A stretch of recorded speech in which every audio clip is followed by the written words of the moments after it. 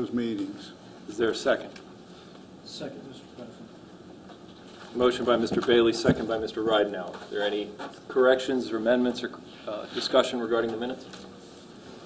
If not, all those in favor of approval? Any opposed? Motion passes 7-0, and the student member concurs. That brings us to public comment. We have one individual who's signed up to speak, although I'm not sure if that individual is here. Brandon Sims? Okay, Brandon's not here. Is there anybody else who's here who would like the opportunity to speak? Okay, we'll move on then. Next item, I'd like to invite Ms. Poling and Ms. Paler for a special presentation. Sure.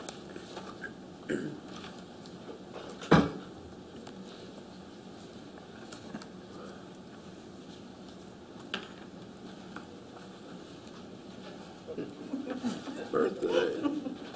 It's 2 meetings in a row. We've surprised you with something, Paul. Yes, it is.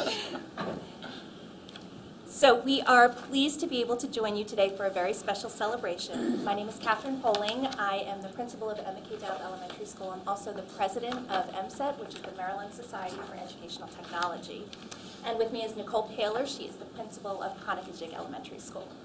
This fall, Dr. Wilcox was nominated for the Maryland Society of Educational Technologies Award for the Maryland Outstanding Leader Using Technology. Each year, MSET honors leaders and teachers for their outstanding use of innovative and effective practice of educational technology. This award recognizes an educator outside of the classroom who has made contributions to the implementation of technology in Maryland schools. It supports the MSET mission to advance excellence in learning and teaching through innovative and effective uses of technology. The award nominations are vetted by leaders from across the state of Maryland through a rigorous process. It is with great excitement that we announce that our own Dr. Wilcox is this year's winner for the state of Maryland. We're honored to know and work with Dr. Wilcox and see firsthand the impact of his vision for 21st century teaching and learning in our classrooms. This award is well deserved.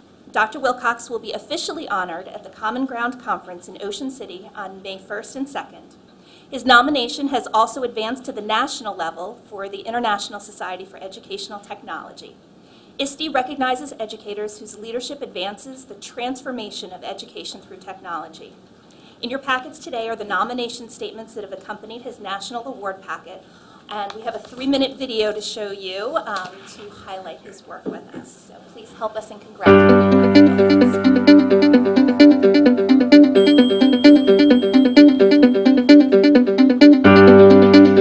Dr. Wilcox is a trailblazer who consistently supports and challenges his staff in being innovative thinkers and problem solvers who build and support 21st century learning environments. His passion for 21st century learning is the cornerstone of his vision and leadership for WCPS students and staff.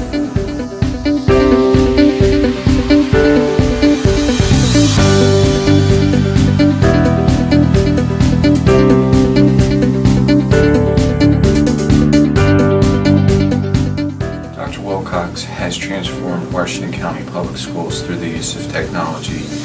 He recognizes the power of technology in personalizing student learning and teacher instruction.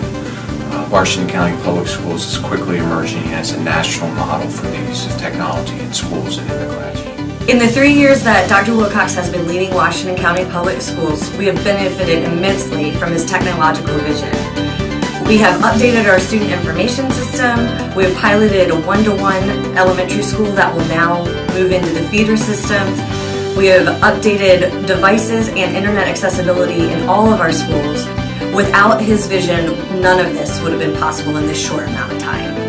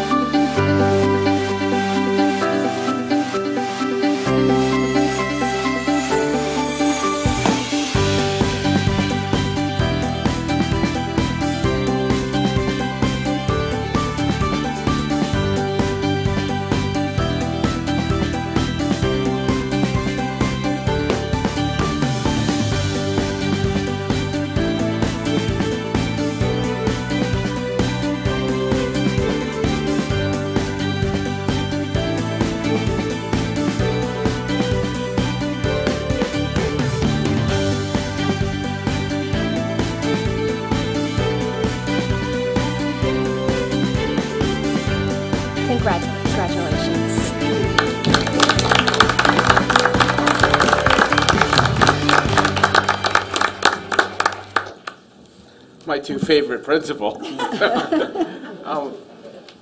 I feel like I should say something, and thank you so much. Thank you.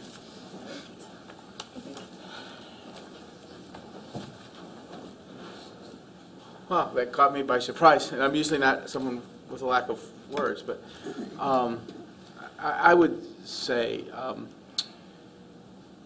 feel like Susan Lucci. No. I think what I would say is I've been really blessed to work with some tremendous folks who have made this happen. You know, it's one thing to have a vision, it's another thing to be able to execute on the vision. Having a board that has appropriated the funds has certainly allowed us to do a lot of this. Having a technology staff led by Arnold Hammond and others who have just done great things for the school system and provided the infrastructure and the floor for us. Having Lisa, who's procured all of the technology that these folks are using. And then having great and pioneering teachers led by just wonderfully competent leaders. It's really what makes a superintendent be able to sometimes stand on the shoulders of giants. So I really do thank you very much, Catherine and Ms. Conica Jig. I will just tell you just a brief story. On my desk right now, and she would see, she sent me a note the other day that her daughter wrote that says, did you say, I don't like you, or you're mean, Mr. Wilcox? I can't. You're in big trouble. Oh, I'm in big trouble, Mr. Wilcox, because you make my mom, Nicole, work night and day. So some of that technology is finding itself a way to home.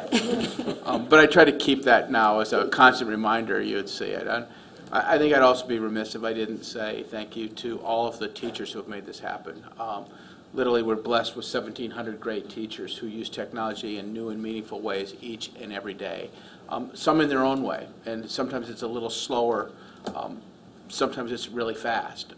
But at the end of the day, I want to thank you for the recognition, but know that it would not be happening or happen without great leaders like yourselves, without a great board, and probably most importantly, without a bunch of really great students who have embraced the technology. So thank you all. Thank you, Justin. And you can keep a surprise pretty well. That's 2 meetings in a row. 2 meetings in a row. I haven't flown my helicopters yet, but that's a story for another day. So during that presentation, I saw that our student who's going to lead us in the Pledge of Allegiance came. Is that correct? All right. We have David Cole Day, who's going to lead us in the Pledge of Allegiance and a moment of silence. So, David, if you would come to the microphone right here. And this one right here. One more up. There you go, young man. Right there. That's the one. And wait till we all stand up and just do it like you do every morning. I pledge allegiance to the flag of the United States of America and to the republic for which it stands, one nation, under God, indivisible, with liberty and justice for all.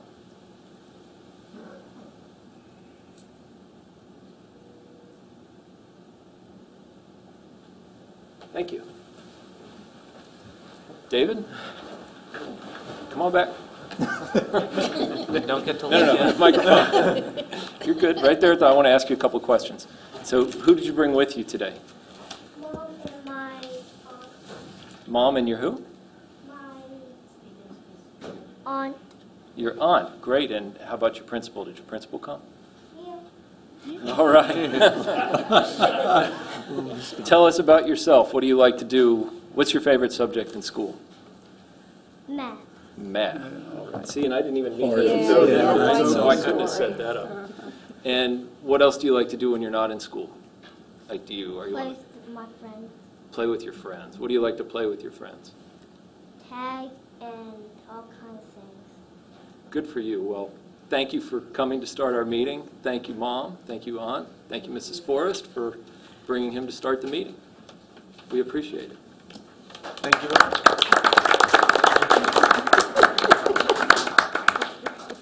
So you can go You can join just- your mom? Yeah. Thank you so much. So next we move to new business. First item under new business is the consent agenda. Ms. Freeman?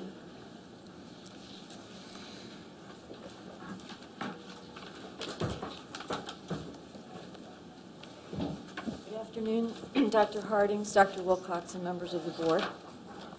We have 5 procurement items on your agenda this afternoon. I'm going to just jump right in here and give you a quick overview and then provide you an opportunity for questions.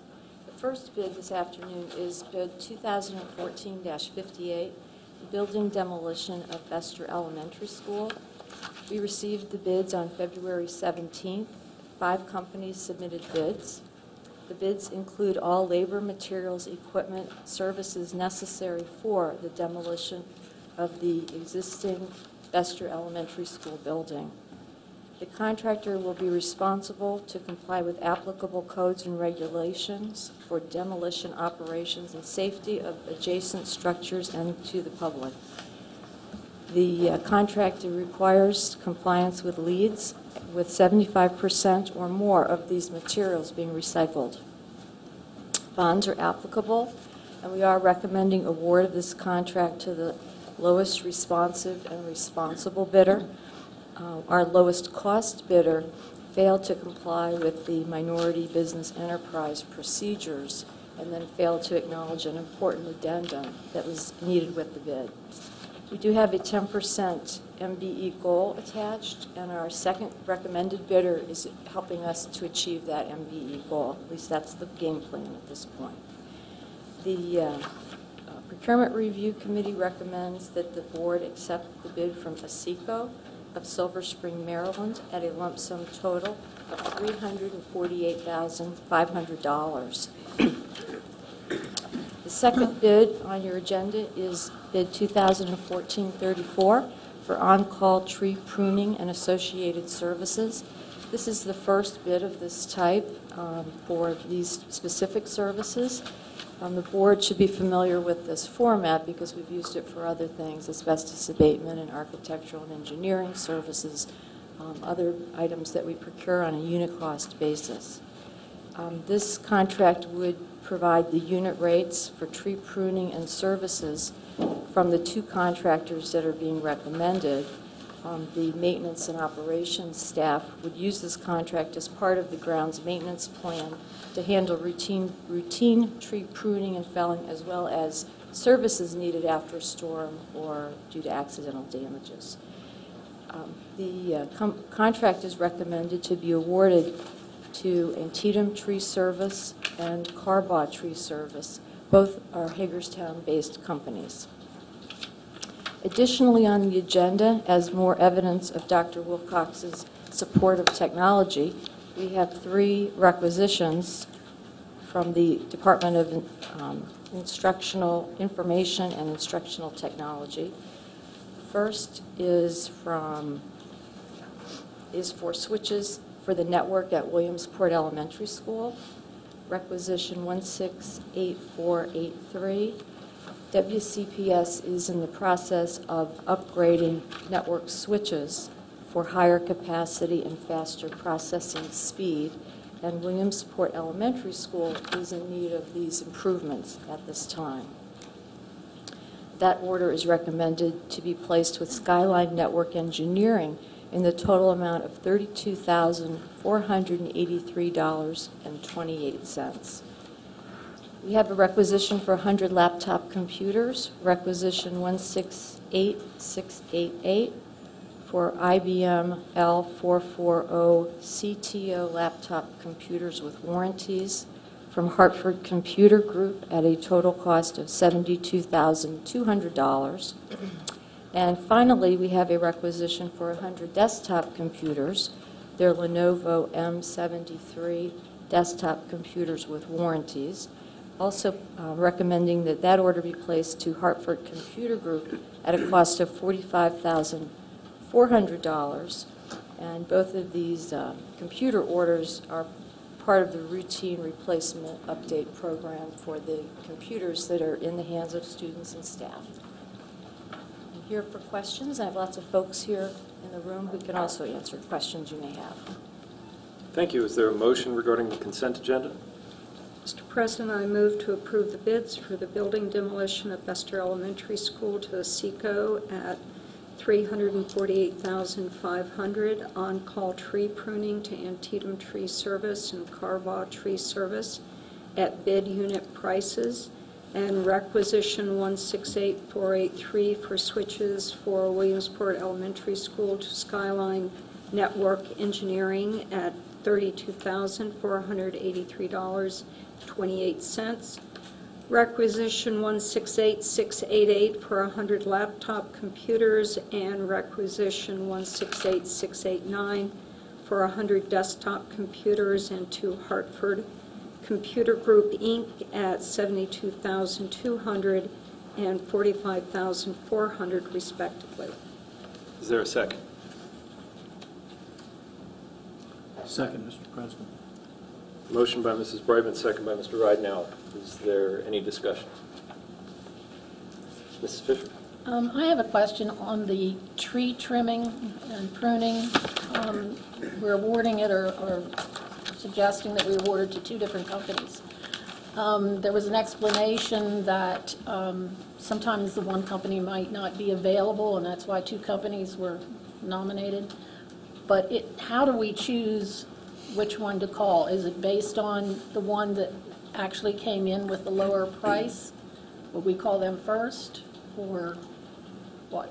That's exactly what will happen. The initial requests both companies will be invited to quote, and at some point, if the services are the same, then we can identify which company is going to be lower for certain specific work scopes.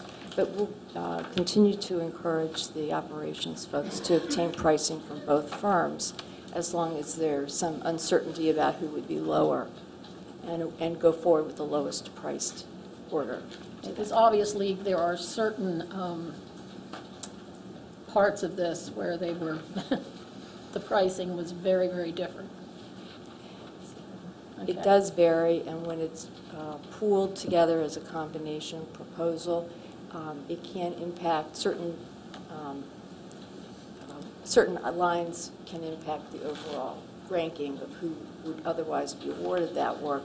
So I agree with your question that we do want to get quotes from both of these firms to the extent it's reasonable and makes sense to do that. Thank you.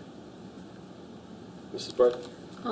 Staying on the same bid, line 11, under the flat fee rates, the deep root fertilization per tree, and this is more of a comment, industry standards have really changed, and there's very little evidence for deep root fertilization. The top 12 to 15% of the root zone is the root zone closest to the top of the surface of the grade is where the nutrient drop is in the tree. So usually deep root fertilization is considered a waste of money. Okay. It's not a large amount here. I know that with this new Center for Education Services, we do have a lot of mature specimen trees here, and I know a lot of our schools are making a real effort to plant trees, so I just offer that as food for thought.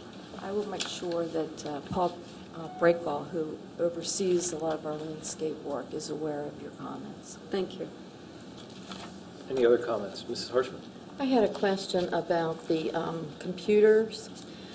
Do we have a list of the computers that we have bought and where they have been located and what happened to whatever they replaced, or if they were new ones? Do we have that somewhere? Yes. Yes. Well, I think the short answer is yes. I don't know if you need any other additional details. The technology department keeps track of where all the computers are. They also keep track of what computers have been most successful for us. And most of our desktops last 7 to 8 years. And every now and then we'll get a bad model or a good model that exceeds that or is less than that. And that's how they adjust what they buy for the future. But they have a rolling schedule of replacement based on the reliability of the computers. And they also keep track of repairs on computers and have that information as well. Is there what is done with the ones that they replace? We have a recycling process, so we have a storage area, and we're establishing an area here at the central office, new Center for Educational Services. At the old building, we had a trailer that we stored those items in, and then they picked up a tractor trailer at a time. So we'll maintain that same service where we'll get recycled value for the computers that go out of service. Okay. Thank you. Are there other questions? Mrs. Yes, Williams? I had a question also about the replacement of computers, of the laptops and the desktops. Is there a schedule of replacement, and there's a certain amount that's allocated each fiscal year to see that things are replaced as necessary? How exactly does that? We were on a 7-year replacement cycle. At this point, it's the good and bad of technology. We've been blessed to pick up 5,000 or 6,000 iPads, and we've continued to do our replacement of our laptops and our desktops, as well as an expansion, particularly of laptops. We need to work on a replacement somewhere along the line for the iPads. A lot of grants have purchased iPads, things like that. It's been a tremendous blessing. And move this forward, we just need to work on a replacement cycle for that as well. Thank you. I'm just going to add that Arnold has tracked his purchase histories pretty well, so he can anticipate to an extent what types of requests he's going to get from the schools. And he also does get work orders electronically. I know there was some support for some of these reps that he shared with me from a work order system. Thank you. Are there any other questions? Mr. Bailey? Eventually, we'll need a computer available for every student taking the PARCC assessments. I've read on numerous occasions where certain states have already submitted that they will not be able to fill that bill. When PARCC rolls around, will we be in position to have a computer in the hands of every student that needs one? For every student that needs one to take the PARCC exam, we will. They won't be all be able to take the exam simultaneously, so we'll rotate through in groups. Again, under Dr. Wilcox's leadership, we've expanded the number of electronic devices available to take PARCC substantially. Not only the devices, but also the switchgear, the hubs, and those types of things to pick up the signal and things like that. We've rapidly expanded that, and what I'm told by Arnold Hammond is we're in far better shape than many of our counterparts across Maryland. Good news.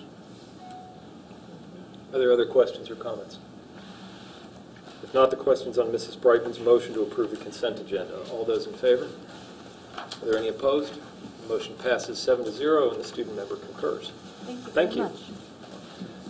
Next, we have a consideration of a gift in the amount of $9,645 to Rockland Woods Elementary School.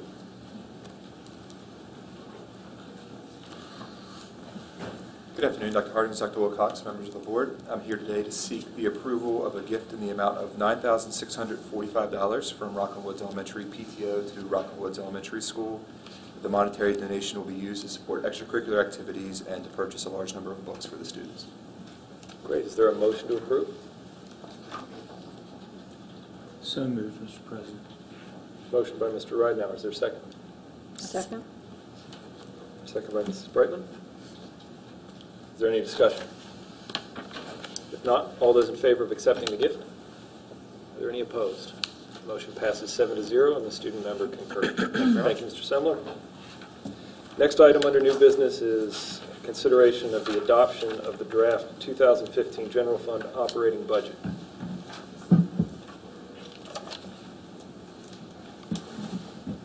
Good afternoon, Mr. President, Mr. Superintendent, members of the board.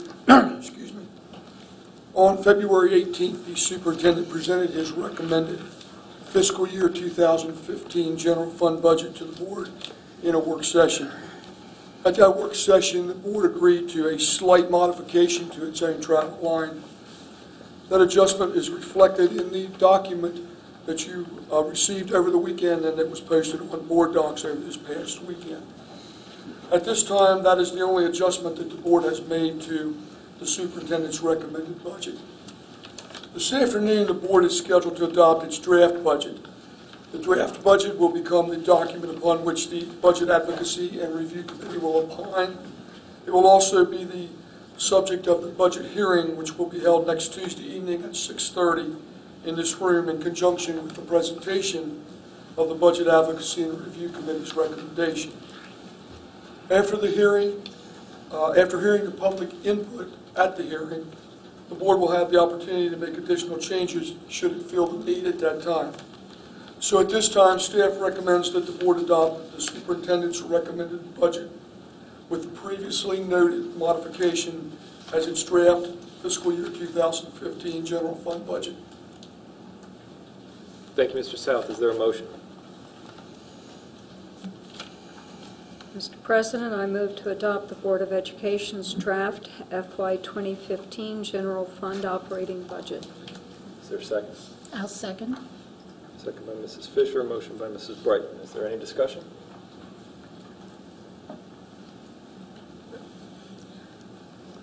Mrs. Fisher.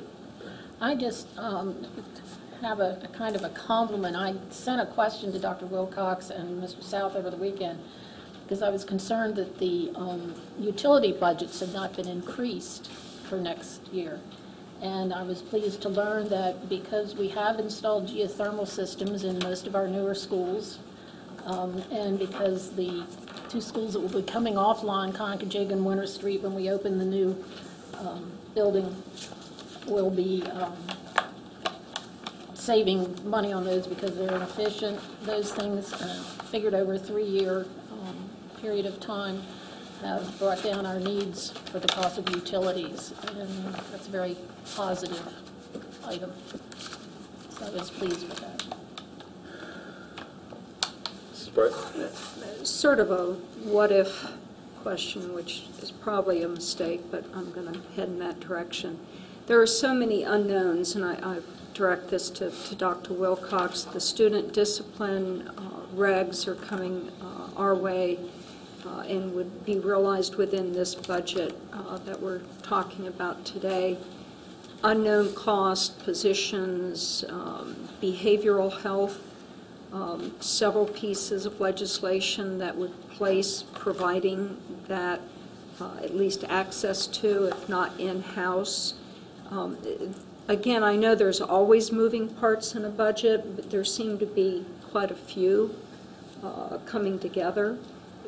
How could you help the public understand how we react, how we are nimble, and how this budget would allow us to respond to those needs? All right. I've never been described as nimble before, but I like it. I want to savor the moment. What we've tried to present to the board is a budget that is responsible, but it had a number of reserves. One of the greatest unknowns we have right now is what kind of agreements we're going to be able to strike with our partners. And so we have allocated some number of dollars towards potential settlements. It is not meant to be a floor or a ceiling. It is simply a placeholder for several $1 million. We will bargain with our partners in good faith. And so I point out that there is a funding source that's there that is not tied up into some kind of static response. But in addition to that, you know, we may have to go back in and reprioritize based on some of this new legislation. Some of the things that we want, for example, one of the things that we want to have are mentor teachers. 4 teachers who will typically be fairly senior teachers because we want people with great depth and experience to help mentor our new and rising young teachers. That might be something we have to rethink. There are some other programs that we may have to rethink. We may have to rethink some of our summer offerings for young people. But those are all challenges that you face when you put a budget together because, as you say, a budget document is a plan. It is dynamic. It is changing. And so we have some spaces there. We have 5 teachers that we are using as a hedge against enrollment growth that's unanticipated in places. What we may have to say to ourselves as an organization is we can't simply net up 5. We're going to have to reallocate using a voluntary or involuntary transfer process to meet enrollment bubbles where they crop up as opposed to simply adding a unit. We could take a look again at some of the health needs that we're trying to address. One of the things in this budget, we have almost $500,000 budgeted for athletic training staff, and we believe that that's very important because in this era of litigation, issues related to concussive injuries for our student athletes, issues related to coming back too fast to play. Some of our other students who are in other activities also would benefit from these services, but we may have to rethink that. So again, the budget is a very dynamic instrument we've tried to build in for the future, but we may have to come back against that in order to meet some of the mandatory things that are really unfunded mandates. And we do have the opportunity for that quarterly adjustment and the oversight of our funding agent, the commissioner's agency. So again, I appreciate the discussion about the structure of the budget and how we may have to make some changes along the way. Thank you. Any other discussion?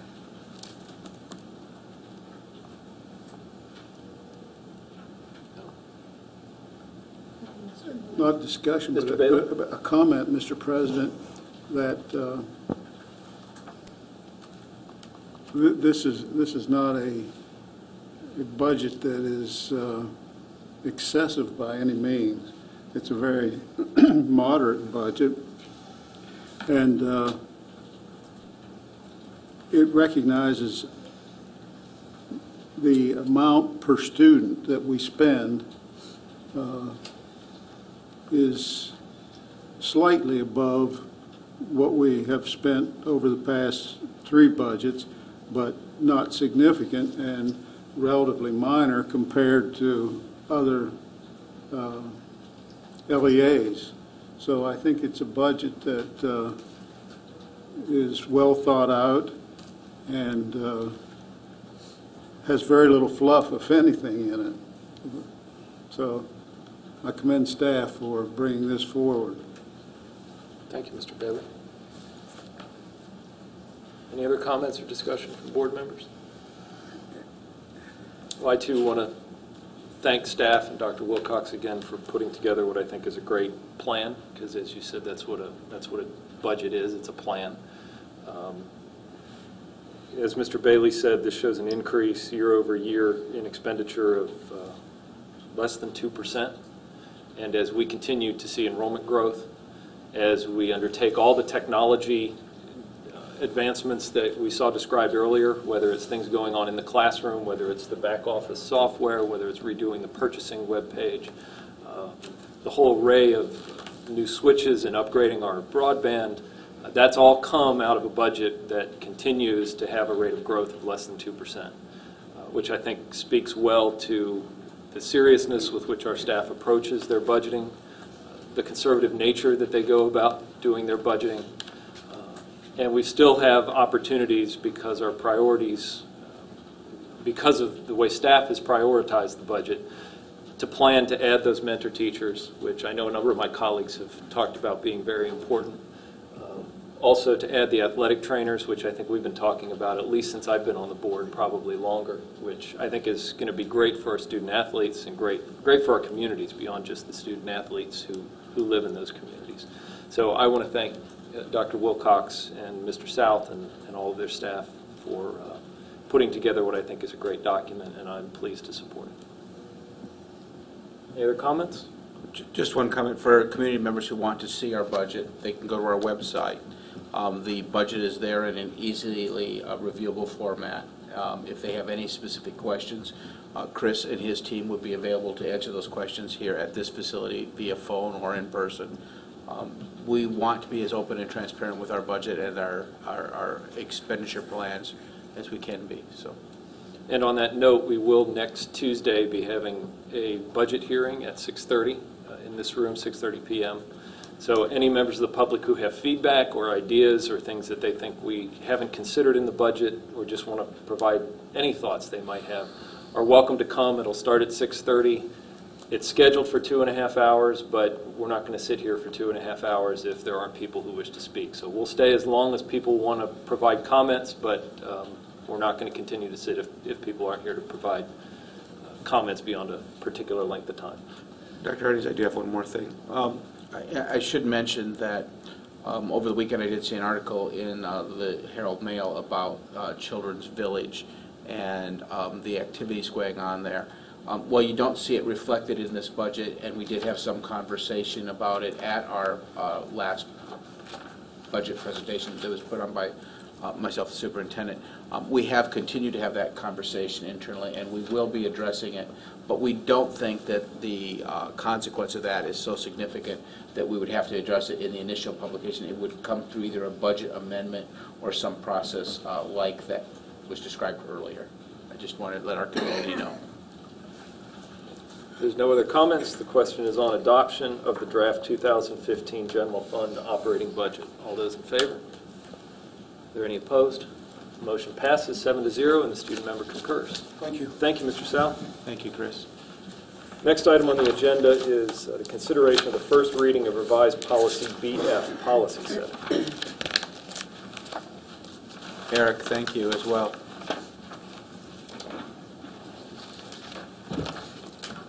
Good afternoon. Current Board of Education policy BF, which is entitled Policy Setting, sets forth the process that the Board of Education follows whenever it adopts a new policy or amends an existing policy. On December 17, 2013, the members of the Board of Education conducted a public work session to discuss policy BF. The board members reached a consensus that going forward, board policies should include a standardized format that sets forth the policy, the purpose of the policy, and definitions. Also during that work session, board members recommended a checklist be developed that should be reviewed every time a policy is reviewed, updated, or if a new policy is adopted. Also, as a result of that work session, the board members recommended that there be a process in place for the adoption of a policy in an emergency situation or the suspension of an existing policy. The policy committee conducted public work sessions this year on January 28th, February 11th, and February 25th. Based upon the guidance provided by the Board of Education, the policy committee is recommending the following specific items. Number one, going forward, all policies, where it is appropriate, should follow a standard format. That is, each policy would be in 4 separate sections, the first being purpose, the second being background, the third being definitions, and the final section, procedures. The second recommendation is that Article 4, Section A, Paragraph 4 of the policy should set forth an extensive list of items or factors that should be considered whenever a new policy is being considered or an existing policy is being reviewed. For instance, the policy committee must consider existing laws. They must consider the board's vision, mission, and goals. They must also consider whether what they are is under consideration is consistent with existing policies. Additionally, the policy committee is recommending that Article 4, Section B, Paragraph 2, should clarify the process in the case of the adoption of a temporary policy in the event of an emergency situation. That Article 4, Section E, should be updated to address a situation where it may be necessary to suspend a policy. And they're also recommending that Article 4, Section F, should be amended to streamline the process whenever it's necessary to make a stylistic change or to address a minor correction in an existing policy. And finally, the policy committee is recommending that policy BF should be relabeled as policy BG in accordance with the standards adopted by the National School Boards Association. Thank you. I'll welcome any comments or questions. Thank you, Mr. Trotta. Is there a motion? Mr. President, I move to approve the first reading of revised policy BF entitled Policy Setting. Is there a second? Second. Motion by Mrs. Fisher for adoption for first read and a second by Mrs. Brightman. Is there any discussion?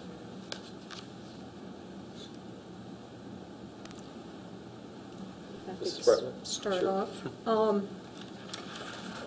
Page 1 of 5 under Roman numeral 3 definitions A. Administrative regulations, rules, just to have some consistency in B, where you have policy, you define policy as the what and the why. Would it be helpful to define regulations as the how? And just some, again, some continuity between those. Page 2 of 5, sort of a recognition of best practice. I'm looking at number 3, and I'm not quite sure where it would go in here, but the idea, number 3 says that student organizations or interested citizens may submit proposals for new policies, recommendations. The best practice also that we use now is some of the board standing committees review policies that are under their purview and then make preliminary recommendations to the policy committee. And I think that's a helpful practice, so I don't know where that might fit in here, but it seems like there might be room to codify that practice. And is it okay if I keep going? You're on a roll, Mrs. Bratton. Keep it Okay, going. page 4 of 5, sort of the, I guess it's marked as 2 at the top of the page. It has to do that regulations that are adopted by the superintendent are to be submitted to the policy committee to basically be sure that they follow the intent of the policy is the way I read that. I think our best practice in the past has been that board members also received copies of the regulations, and then if they had concerns about alignment, that we could bring those forward to the policy committee. So I don't see that mentioned in here, and again, I think that's probably a best practice that we might want to recognize. And that would include also for the stylistic modifications, that at this point they go through the superintendent, and it might be helpful to just be sure that those stylistic modifications, as an FYI, are sent to individual board members. And that's sort of my preliminary list. Okay, great. Any other comments or discussion? Mr. Rodno? Just I want to dovetail on what Mrs. Brightman mentioned about the regulations. The regulations going to the policy committee. I'm not sure. I think it should. My suggestion would be not just the policy committee, because I'm not certain in some instances that the policy committee is the best group to look at regulations and determine intent. I think sometimes if it comes from HR or finance or curriculum, the policies and regulations are for policies that come from those committees. They may be your best resource for the intent of those regulations. So I'm not certain should they go to the policy committee. I have no problem with that, but I think also they should go to, because the regulations don't, we might have an idea about them, but we don't necessarily have the finished copy or the finished product. And I think that those committees would be maybe in a better position to talk about, or to see if they match the intent of that policy that they had submitted to the committee. So I would suggest that not only do they go to the policy committee, but they go to the originating committee if there is one. So that would be my suggestion. Are there other comments or suggestions? Mr. Grunewald? Referring to section B, paragraph 2, the whole emergency policy kind of idea, do we have anywhere a definition of, or an example of what kind of emergency that might be? Because, I mean, obviously adopting a policy without the usual first and second reading is a big step to take. So, I mean, what kind of situations are we anticipating there is my question, I guess. I'm trying to recall, we had this discussion when we had the work session. Who was it that gave us an example? Was it... I think it was mention of a procurement situation where it might be necessary. That was part of the discussion during the work session. Or in a natural disaster, if the decision was made to suspend school for X number of days in lieu of a calendar change or approval, it's arguable that you could reallocate students from one attendance zone to another zone without using FIAC and all of those things in order to have kind of a long-term care facility for some people who have been displaced based on a natural disaster or something. I think those are the sorts of things that we were thinking of. Okay, because I mean, whenever we're bypassing those sorts of normal rules for that, just want to make sure that. And that's one of the changes that the committee made is to sort of clean up some of the, I guess, ambiguity that had been there regarding suspension of policies and passing an emergency policy, and namely that any suspension of policy or any emergency policy can only be in effect for 6 months unless the motion makes it a shorter period of time. But what it would prevent is passing a policy on an emergency basis and having it being open-ended. Now, by policy, anything that's passed as an emergency, after 6 months, it goes away unless the board acts again. Same with the suspension. The suspension is lifted automatically in 6 months unless the board acts again. So those are two things I think we did that really help clarify the intent and take some of the ambiguity out. Are there other questions or comments? As a member of the policy committee, I just want to say that to the chair who took the initiative to draft a whole new policy for us and provide it to the committee as a working document to work through. I want to thank Mrs. Fisher for that. She obviously spent a lot of time on it. And as you can see, having spent 3 meetings in the policy committee discussing this before we bring it to the full board, I think reflects how seriously the policy committee takes it, because it's the policy that determines one of our most important functions, and that's creating policy. And to the comments that have been made here, we said in the last time the policy committee met that the hope is that we'll get lots of this type of feedback and that it will continue to be a working document as we go to the second read. So if you have even more thoughts than what you've provided today, I know Mrs. Fisher says she's very open to them. I think the committee's very open to them. We really want to try to get this one right. So thanks to the members for your suggestions and comments, and I think it'll make the document better. Well, and it is important because it is going to be the guide for all future policies that will be drafted, or as we go back and visit older policies, we will probably rewrite them in this format. So that's pretty important. If there are no more questions or comments, the question is on Mrs. Fisher's motion to approve the first read of policy BF. All those in favor?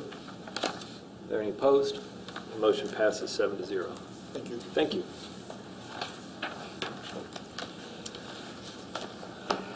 Next, we have item 5 under new business, consideration of adjustments for the 2013-2014 school calendar. Mr. Michael? Good afternoon, President Hardy. This is Dr. Wilcox, members of the board. As you're all aware, we've had a very unusual winter. At this point, we've had 10 inclement weather days for students. And as we discussed at the last board meeting, we're here today requesting actually 3 recommendations or motions from the board to adjust the school calendar to make it a very viable school calendar for instruction and also a reasonable school calendar for students, parents, and staff members. To begin with, I'd like to take a look at just what would happen to students based on the recommendation. At this point, we're recommending, as we did at the last board meeting, that Thursday, March 27th would become an instructional day for students. It's currently a professional day. That March 28th become an instructional day for students, and that what's known as traditionally Easter Monday, April 21st, become an instructional day for students. These 3 days, along with the fact that we went to school on President's Day would add 4 additional instructional days to our calendar, along with the 5 days we have built into the calendar. To make this successful, we would have to require or request that you would support the state superintendent and request of the state superintendent a waiver for March 3rd so that we can waive one of the 180-day requirements. We'd have 179 days in our instructional calendar for students this year. We'd also request a waiver that you'd support the superintendent requesting a waiver for, again, what's in COMAR known as Easter Monday, requires state superintendent approval to go to school on that day for students. We'd like to announce to the public, making the assumption that we do receive the waiver for April 21st, and we do receive the waiver for one instructional day, and if we have any additional instructional days, we'd also receive that waiver for the calendar for instructional days for students. That the last day for students would be June 12th, Thursday, June 12th. It'd be a 2.5-hour early dismissal. Part of a group that met, including ESP representatives, WCTA representatives, and administrative staff, they're making the recommendation that the board also move the end of the 3rd marking period from March 26th to April 11th. It'll make an extended 3rd marking period. However, they believe it'll align better with April 14th being the day to calculate grades. Also, with testing being this week and next week, it'll allow for some rhythm to get back into the 3rd marking period and make it an effective 3rd marking period, grading period. I'd like to just point out what the adjustments would be for staff. Because of making the moves with the professional days, we also need to make some adjustments to the staff calendar.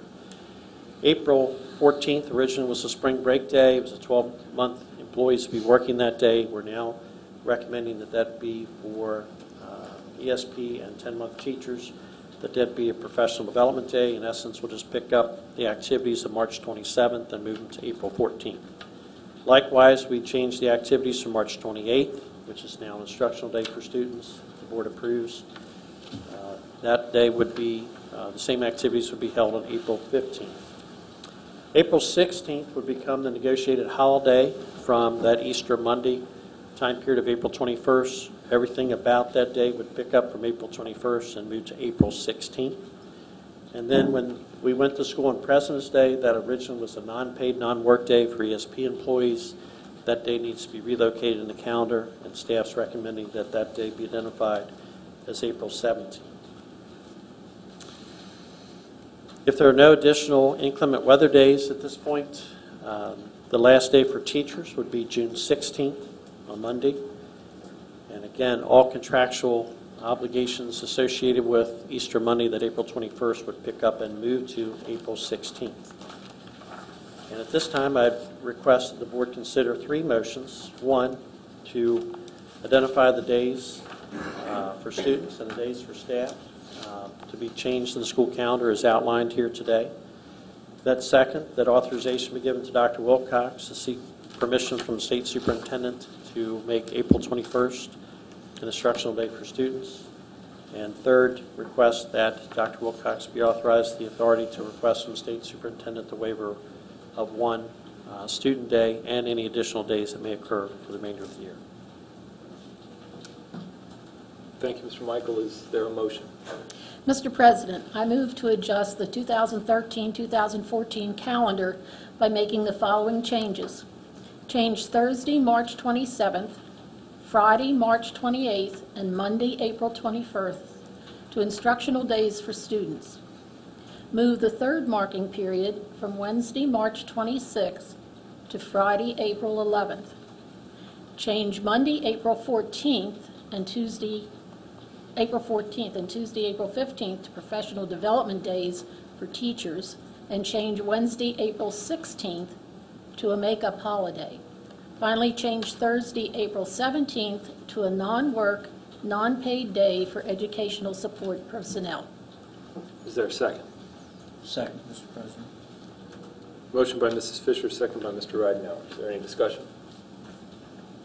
Mrs. President. Just a question mainly to help me understand the distinction at the central office or the Center for Education Services.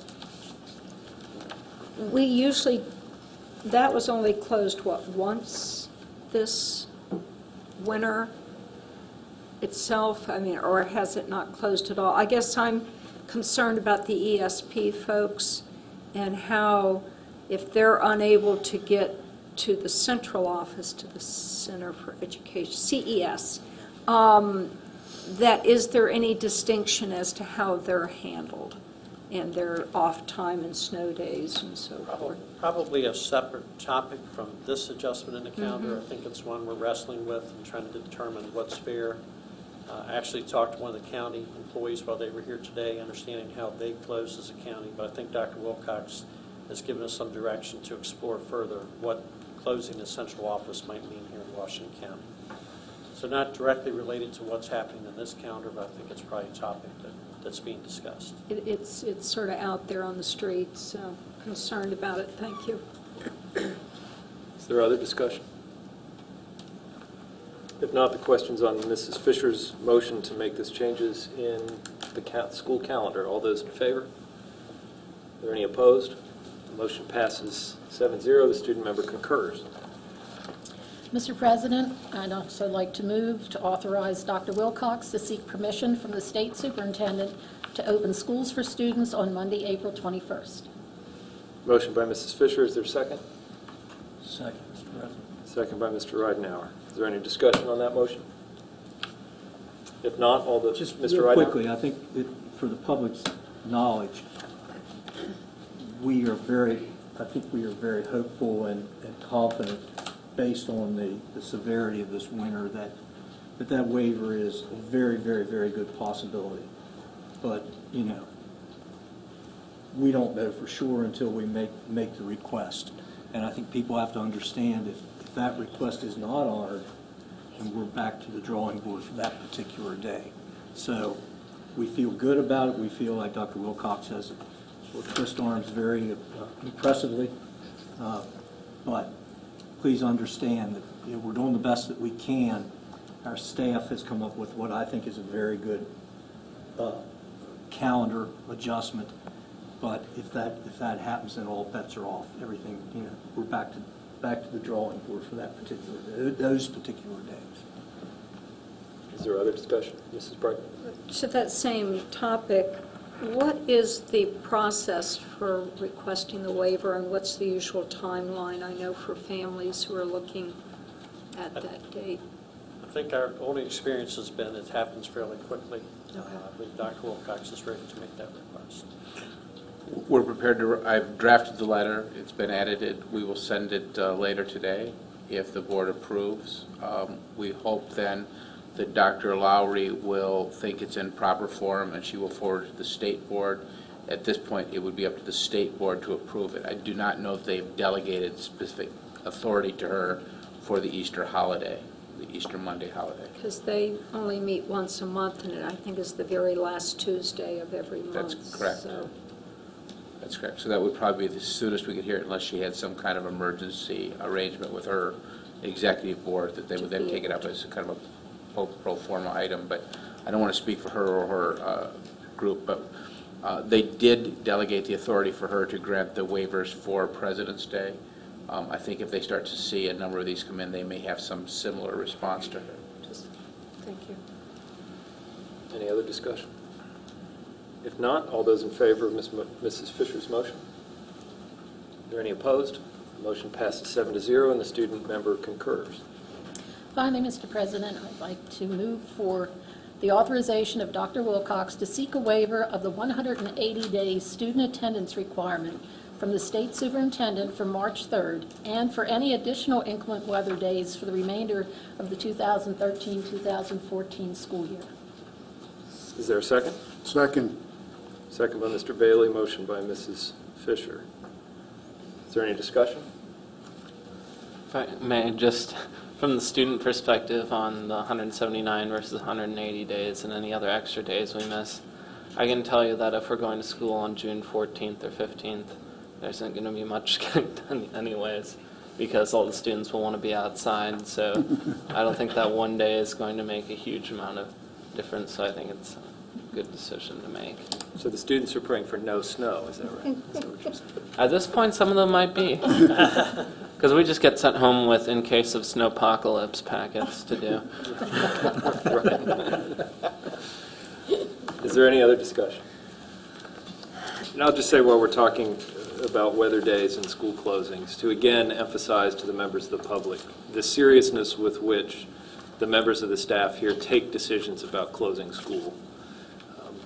Sometimes you look out your front yard and your road is clear, there are others that are not. And in the reverse, there are often times when most of the county's roads are clear. There may be a couple of pockets where there are some roads that may still have snow on them. And the question that our staff is left with is, do you close the whole system because there's a couple of roads that still may need to be treated? Do you do a 2-hour delay? Those are decisions they make every day when there's bad weather. And I just want to assure everybody they make those decisions with seriousness of thought, with concern for the safety of our students and of our employees. And I hope there's nobody out there who doesn't understand how seriously they take that task.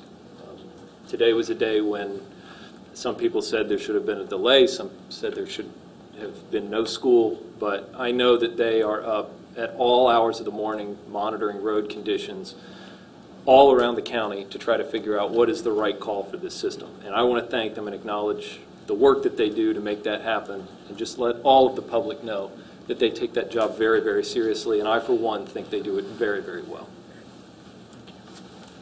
Any other comments? If not, the question is on Mrs. Fisher's motion to request a waiver. All those in favor? Are there any opposed? The motion passes 7-0, and the student member concurs. I do just want to thank the ESP representatives, the WCTA representatives, the administrative representatives that came together and actually had a great exchange of ideas over 3 meetings led by Dr. Wilcox. And I think we've come up with the best that we could come up with at this point. Thank you. Thank you. And to Mr. Michael's point, I think one of the things that was very heartfelt in this process was the fact that all of those parties came together with solutions, not just concerns for their members. I know, for example, WCTA had a number of suggestions that we took to heart in this recommendation, and I think you'll see them there. So thank you very much for that.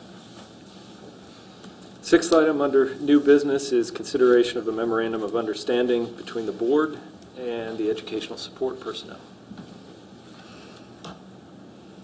Good afternoon, Dr. Hardings, board members, Dr. Wilcox.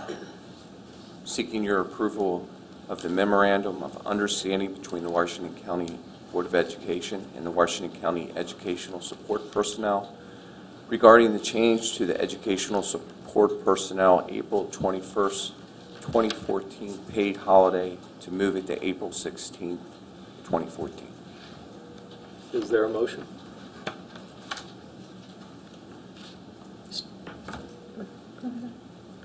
Mr. President, I move to approve the memorandum of understanding between the Washington County Board of Education and Washington County Educational Support Personnel regarding the 2013-2014 school calendar.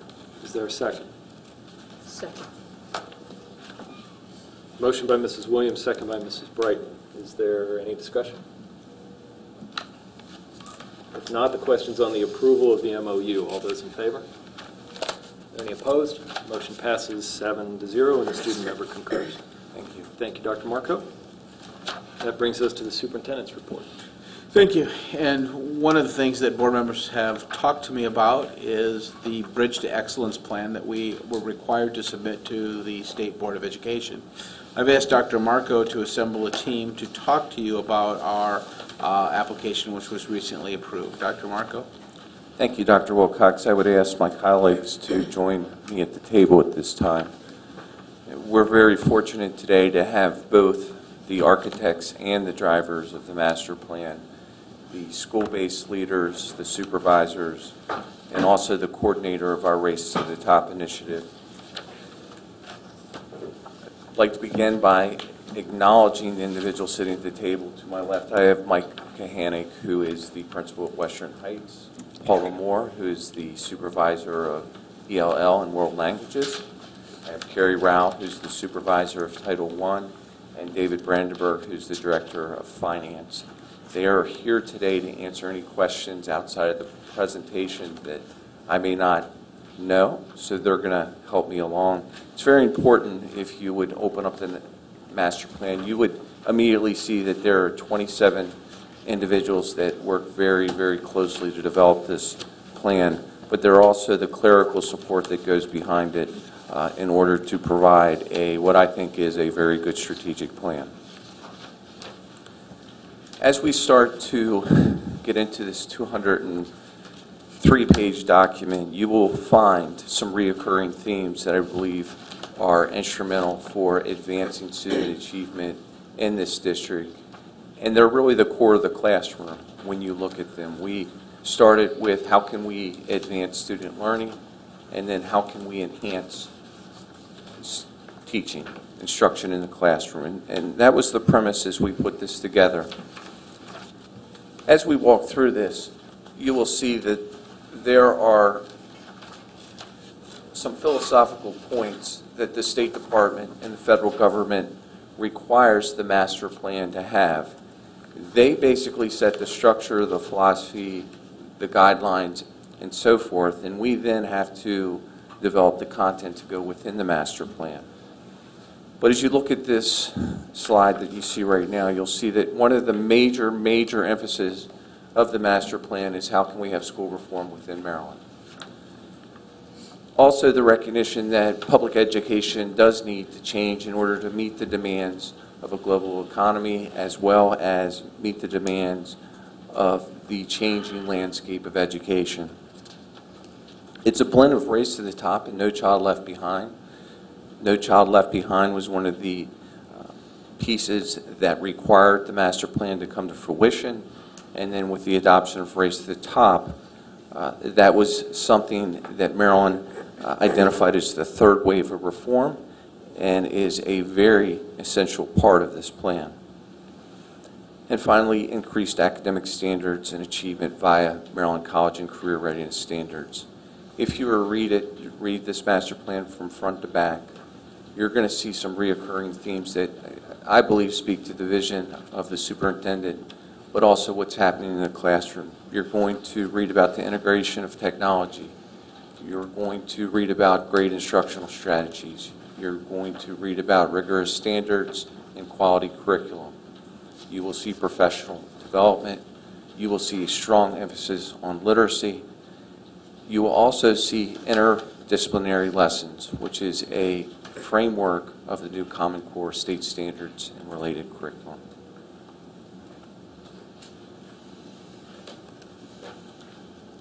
Guidelines for district submission. These are elements that must be in the plan.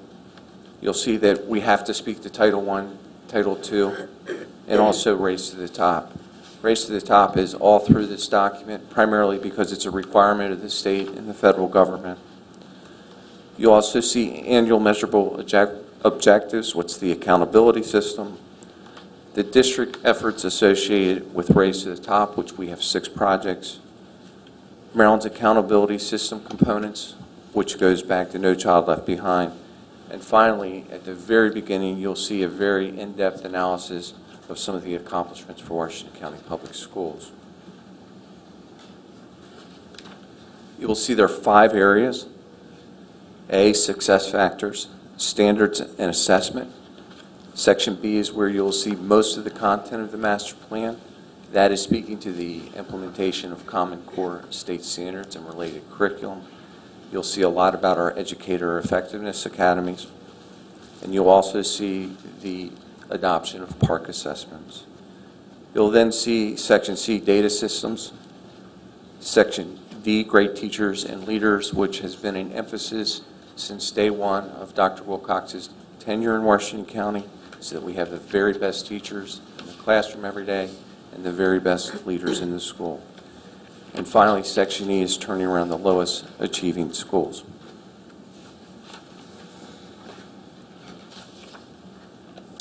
The state also says in its state success factors is that we have to remain committed to participating in the national and statewide evaluation of Race to the Top program. Throughout this process, it's not solely submitting the master plan and then receiving approval or rejection from the state. There are also annual audits, both by the state and by the federal government. Last week, the Department of Education came in to audit the Maryland State Department of Education for their implementation of Race to the Top. Washington County was one of the 3 districts that was participating in that audit, simply to see if the Maryland State Department of Education is being accountable to local educational agencies.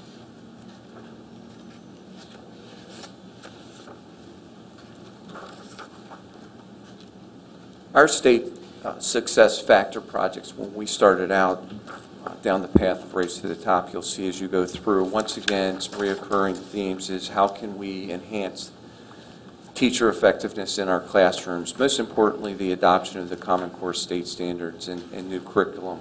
This has been a significant change for our teachers, and I really believe it's going to enhance instruction every day in our classrooms. But there is a learning curve in terms of teachers becoming master in the curriculum as well as understanding the standards. Secondary literacy initiative is something that we feel very strongly about, not just secondary, but as a system that literacy has to be the cornerstone of all our initiatives, and that we have to have students that can read, write, and speak effectively. Project 3 and 4, the data systems support instruction. They specifically speak to us being able to increase our broadband in order to administer the PARCC assessments. Through funds, the RT3, we were able to bring 10 elementary schools online. Project 4, data systems to support instruction. That also supported our new student information system. Our Quality Teachers Initiative, this seeded much of the work around teacher evaluation and principal evaluation, and also the Teachscape to support it. And finally, Project 6 is turning around our lowest achieving schools. Section B, which I mentioned earlier, is the real meat of the plan, and it speaks to the professional development and helping educators learn the Common Core state standards and building that leadership capacity. Whether you call them master teachers or coaches, through the Education Effectiveness Academies, we were able to build that leadership capacity, take it back to the school, and help our teachers better understand the Common Core state standards as well as the curriculum that is associated with it.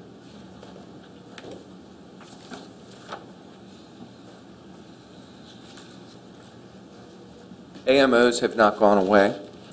These are the areas that the state looks at and sees, is your school system making any measurable growth? We look at mathematics, science, social studies, English high school assessments, our algebra high school assessment, and our biology.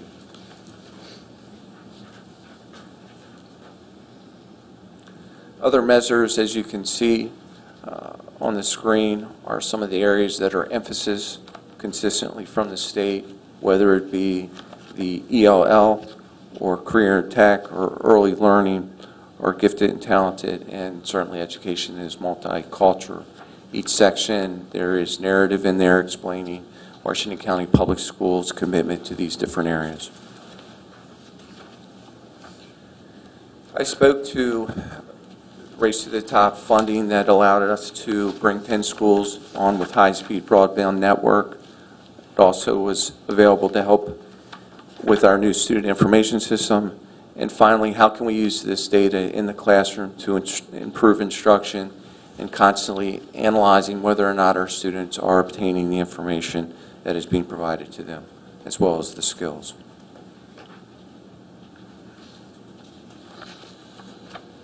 Section D speaks to our induction program, speaks to our mentor program. It looks at our professional development. It's a strong emphasis, once again, on Common Core state standards.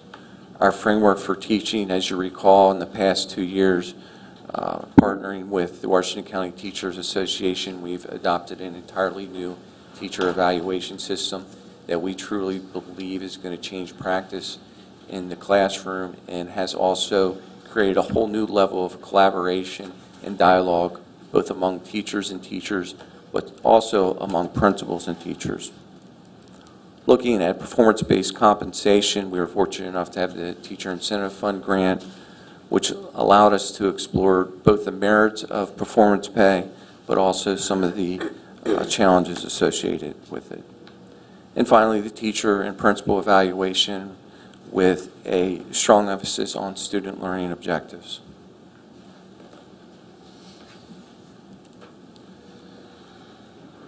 Turning around lowest performing schools, and somewhere here is Greg Eversole, who has been the coordinator of our Race to the Top funds and has been key in ensuring that our 5 schools, Springfield, Northern, Western Heights, Williamsport Elementary, and Fountaindale, have received additional support in order to advance them in learning and instruction.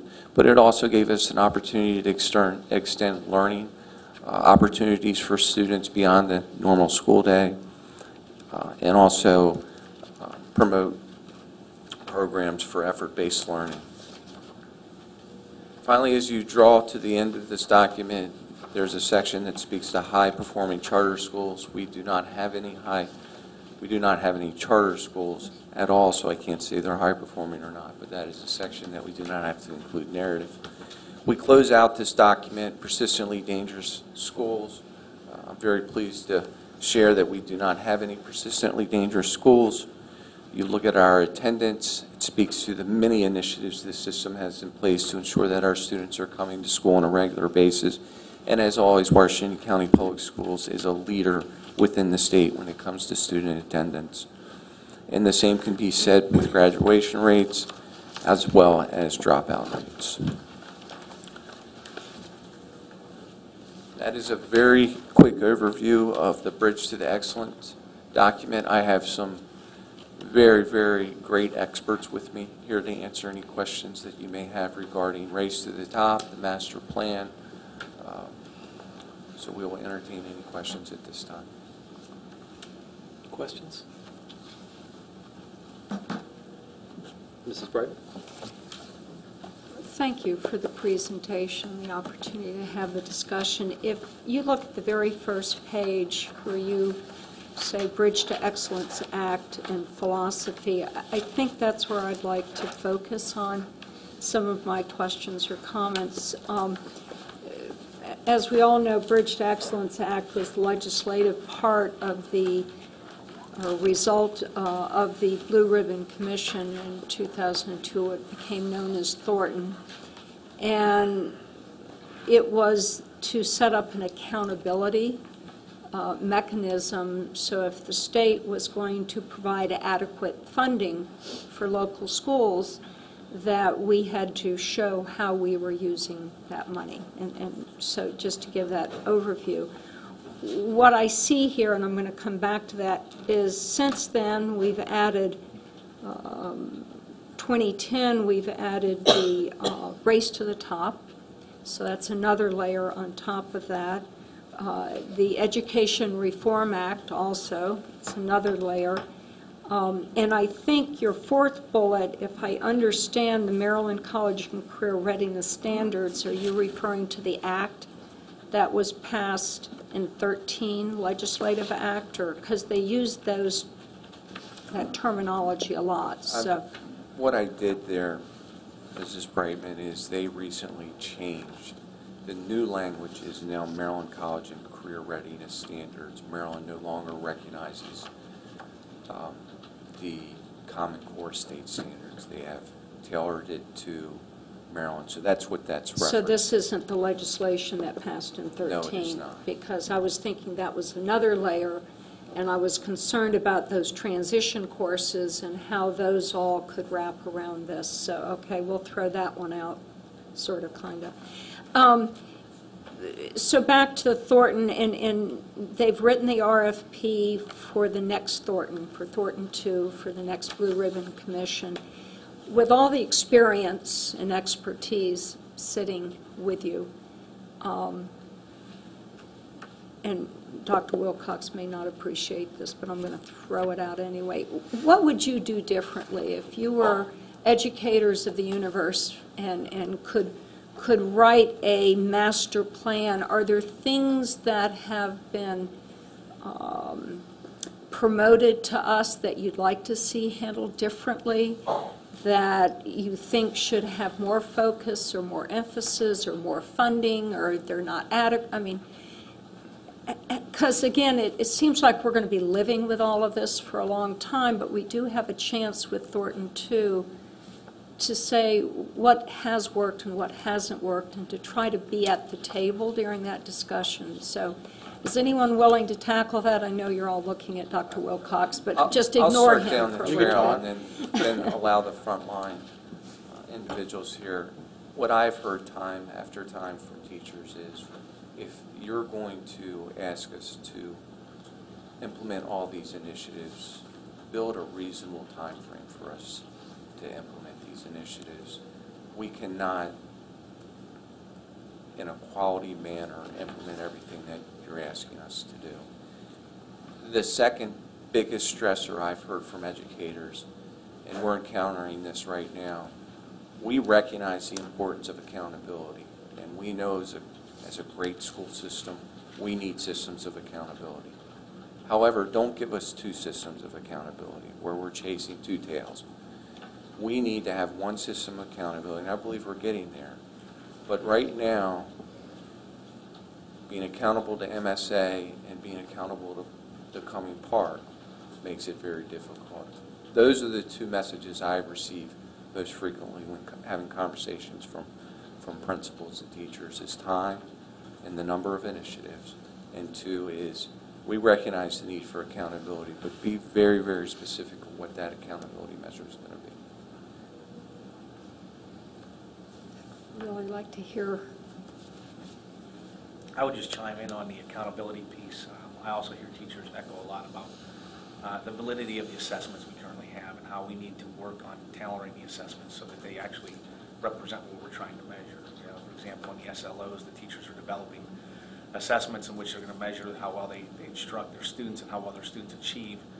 But the assessments aren't standardized or not across the board. They're kind of a gray area right now, in which they're trying to say how exactly what should that look like. So assessments are a big piece, I think, that are going to need nurtured and grown as we progress in the system.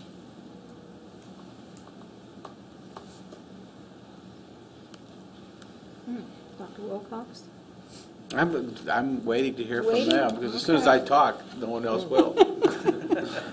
You can feel free. I mean, you guys hear stuff on a daily basis. Carrie, I know you do the Title I school. It's so important, because we're going to review this whole thing, and it seems like there's an opportunity for MSDE to learn from the frontline educators and supervisors. And if we're not willing to speak up, even if it's a little awkward or painful, we get what someone else gives to us. I'll share one thing, and I think that maybe people will chime in. I think one thing that teachers in particular are struggling with, it relates to Mike's issue that he's identified about time. But there's also this whole concept of integrating the instruction so that the English teacher and the math teacher working together, the science teacher and social studies teacher working together. First of all, there's not time for them to do that within our current school day.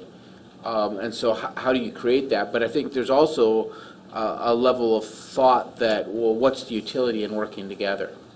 You know, because oftentimes teachers don't have experience out in the world of work where biology and chemistry really do come together, because they're often taught as separate disciplines. There are places where people don't really understand that trigonometry and physics come together, and there's a close intersection because they don't work as a physicist or they don't work as a higher order mathematician, so they teach things in isolation. That said, I think even at the elementary school level, where some teachers are trying to teach weather patterns, seeing how biology interacts with math and things like that are just things that teachers need time to grapple with, and they aren't being given that time right now. So I think this whole redesigning of our curricula around the now Maryland Common Core is problematic. So you know, I think as we redesign, I think that it's important that it's adequately funded so that we can purchase the time from some of the professionals who have to do this. That's just one thought I have. I don't know what you think. I'm privileged to be at a TIF school where my teachers tend to have a good amount of time to do collaborative planning, and I've watched it accelerate the process tremendously. I feel like a lot of my teachers have already become experts in a very short amount of time in the framework for teaching, for example. So supports in professional development, especially in adult learning. I think we put a lot of emphasis on student accountability and student learning, but tend to sometimes minimize the importance of adult learning in this whole process. And advancing teachers has to be a priority. I can sympathize with what Dr. Wilcox is saying. Many, many years ago, I was part of what was going to be an experiment before the new Clear Spring High School was built. And we were to have a totally open school where disciplines were intermixed.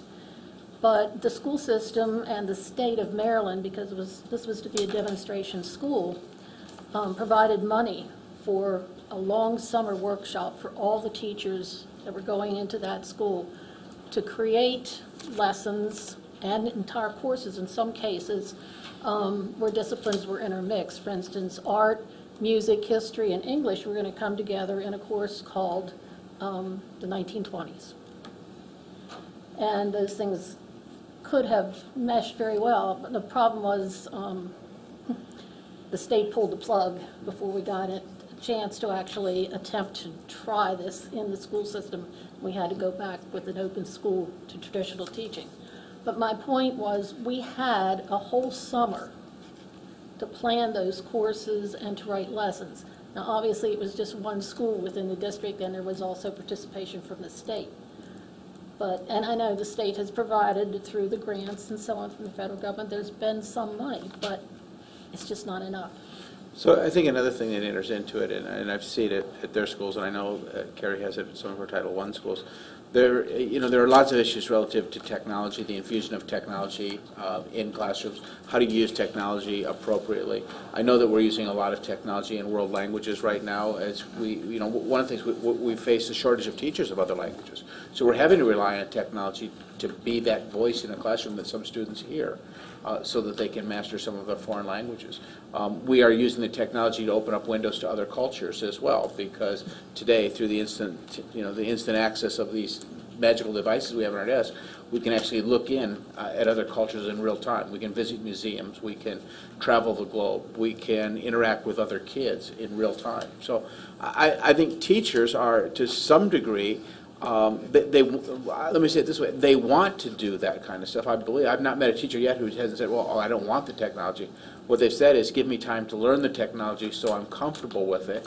At the same time, there are those folks like me who are pushing, because while I understand the need for teachers to have time, and I've said that several times here, I also realize this is the only time that some kids are going to have to be in their third grade class. They don't have a year to wait till we get it right. So that creates a sense of urgency that almost probably feels like tyranny to some of our folks. We don't have the luxury of time in the public school system.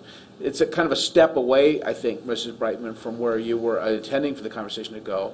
But quite honestly, I think what it says is that when they refund Thornton, when they look at what happens next, I think people have to be very thoughtful about the sequencing of the things that we're going to be asked to do. Somebody's got to really take a look down the road and say, here are the steps that we're going to take to get here, and here's the time we're going to give people to master these things. Now, might those time blocks be compressed because of the urgency?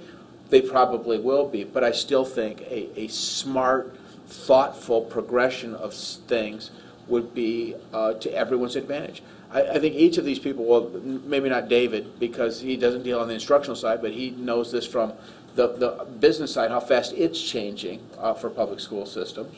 And he's seen it through the grants and the way our grants continually get funds removed and reallocated and budget amendments and things. But I think the thing that people would say that was so hard about these last 2 years is that we not only looked at the Common Core, we looked at new teacher and administrative assessment pieces. We are taking a look at new student assessment pieces, and in anticipation of the new student assessment pieces, we jettisoned old assessments that people were comfortable from in our benchmark assessments and brought in new MAP assessments to kind of build the bridge. So we had literally within this district 5 or 6 major initiatives going all at once, and we were saying, everybody just be calm, it'll all work out. No, it's one thing to say it, it's another thing to live it. And so, but I think, I could be wrong on this. it would be the first time. No, I could be wrong, but I think we're coming through, though. I mean, isn't that your sense, you guys, that we're starting to see the light at the end of the tunnel, if you will? I think we're about a year away from being in a place where our systems, our student information system is well in place. Our new grading systems are in place, so teachers have, I think, we'll have a little better feel for that. I think we'll have a little more comfort around our teacher evaluation systems in a year, because people will have been through it once and they'll see, oh, this really isn't a got you kind of thing. It's a coaching model that's designed to help improve instruction. I honestly believe that a year from now, given the, I noted the other day in an email correspondence that went back and forth on one of our legislative initiatives, someone mentioned that it was the first time they'd seen ubiquitous use in a piece of legislation out of Maryland, in the state of Maryland. But I really think that you are not far away in this district from having a device in or near the hand of every student within the next year or 2 years. I mean, we have right now almost 15,000 devices that 22,000 young people are using. We are very close, and we've done that very quietly. I mean, I don't think any of you really realize that if you went to MK Dowd today, every student in that school has a device. Now, we've not thrown up balloons, well, I guess we did today, but we've just kind of quietly tried to work that plan because we think that's the way to do this kind of stuff. But that's not to say that if we had some do-overs, we wouldn't do some things a little differently. But I think it would all be in sequencing. More sequencing and timing than substance? Well, I will say this, and I can't speak for my colleagues, but I think having the framework that we've called the Common Core is absolutely the right thing to do. I think it absolutely puts our kids in a position where they will be able to learn at great depth important knowledge as opposed to being given a superficial treatment of a lot of things. I know that there are probably people in this very room who disagree with that, but I think directionally it's right, the Common Core. I think we didn't do the implementation very well as a nation. I don't think we were as thoughtful as we might have been about the impact it would have on current day instruction, but I think it's the right direction for us to go. Yeah, I had seen an article the other day talking about how they considered the Common Core standards to be very similar to talented and gifted curriculum, that many school districts. So instead of having it just for a few children, it was going to be a universal. I don't know if that's accurate, but it seemed, if you talk about going deeper and being more rigorous and more enriching hands-on experience, it may indeed be something more similar to a talented and gifted. So I just think there's a window for opportunity here for all of us to give feedback in this Thornton revision or revisit. And I would just like to, for all of us, superintendents, board members, educators, to take that conversation to MSDE instead of having them always bring stuff to us. Let's put it in the other direction. So I just offer that up.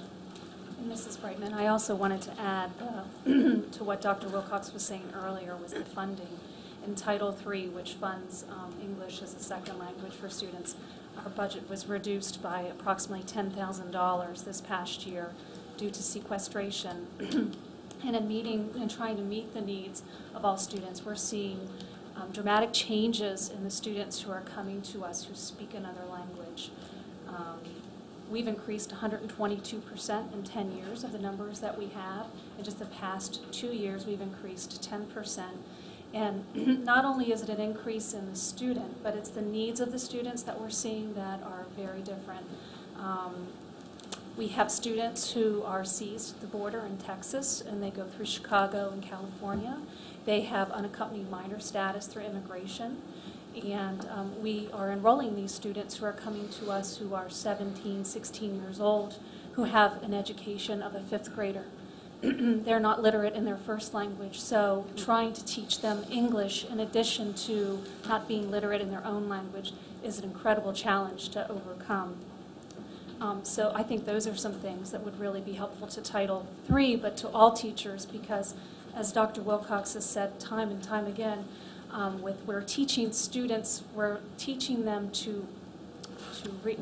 What is the statement that you always say? They're learning to read in Up to elementary third school, but grade. then they're reading to learn.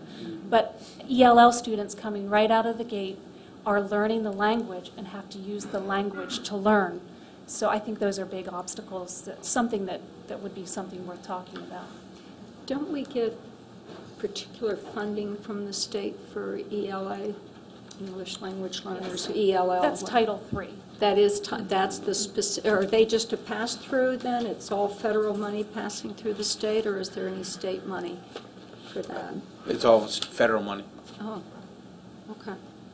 Thank you. Carrie, did you want? Just to add to that, what Dr. Wilcox was saying as well, some of the challenges that we have. With Title I, we do have the privilege of having additional funding to meet some of those challenges. I think what you were reading earlier and saying what is coming down our path very quickly is presenting the challenges for the county in needing professional development, extra time for staff. Whereas in Title I schools, we have the luxury, or if you have a grant-funded position, you have the luxury of being able to provide that for schools.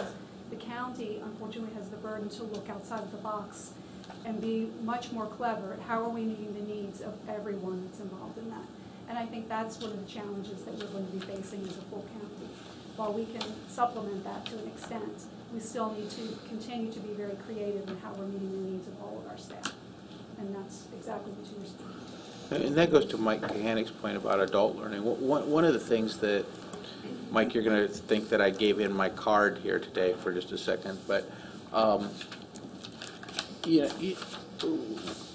we sometimes kind of cavalierly say that this district has, over the last 10 to 13 years, not only grown in population every year, but then we kind of cavalierly say, oh, and our free and reduced lunch count has gone up to 48.6%.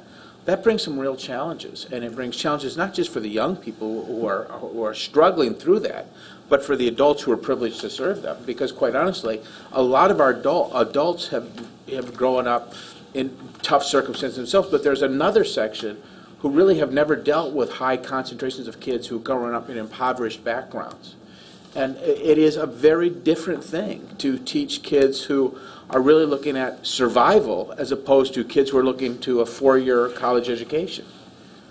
You have to find different ways to engage them, and not every kid comes to school with a sign that says engage me.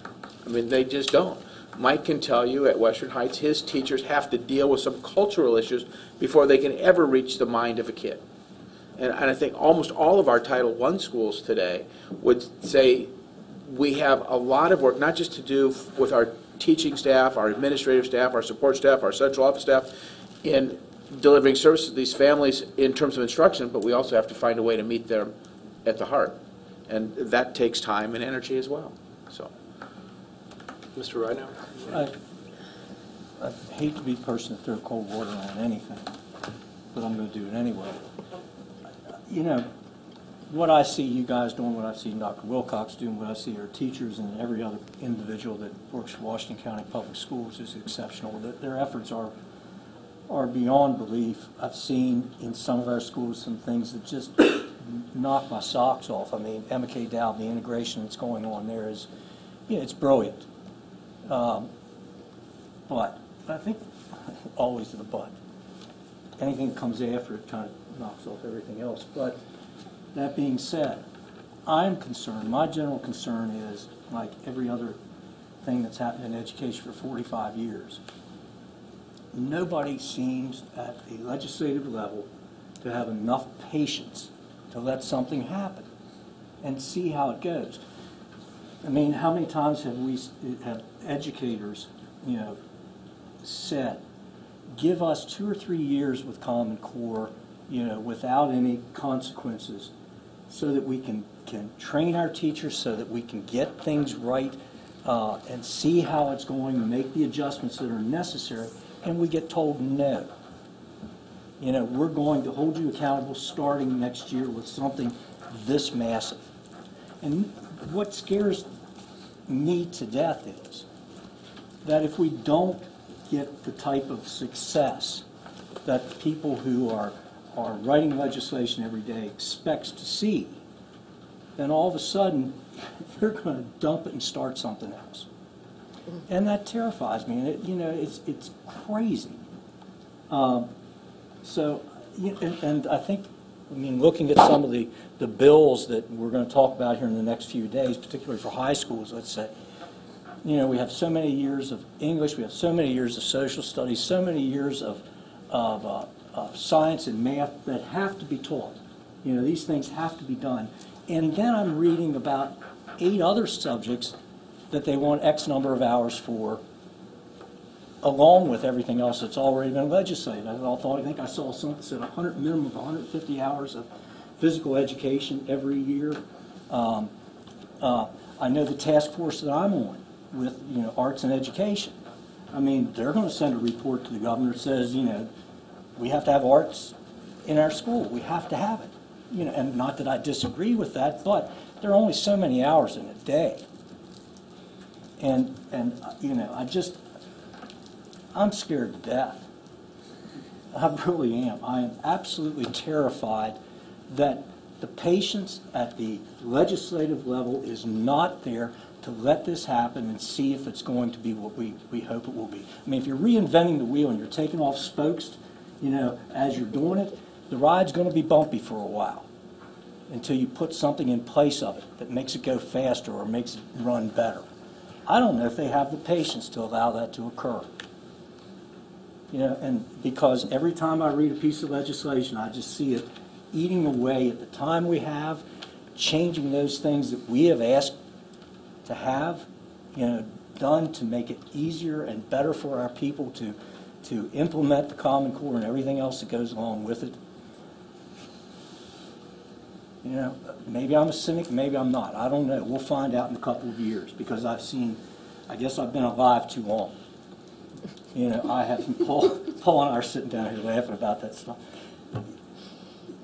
The number of educational programs in my 62 years of life, it would fill a book larger than the old master plan. So I hope, and like I said, some of the things that have happened with technology and everything else have been great. I hope that they give us a chance to do it and show that it can be done.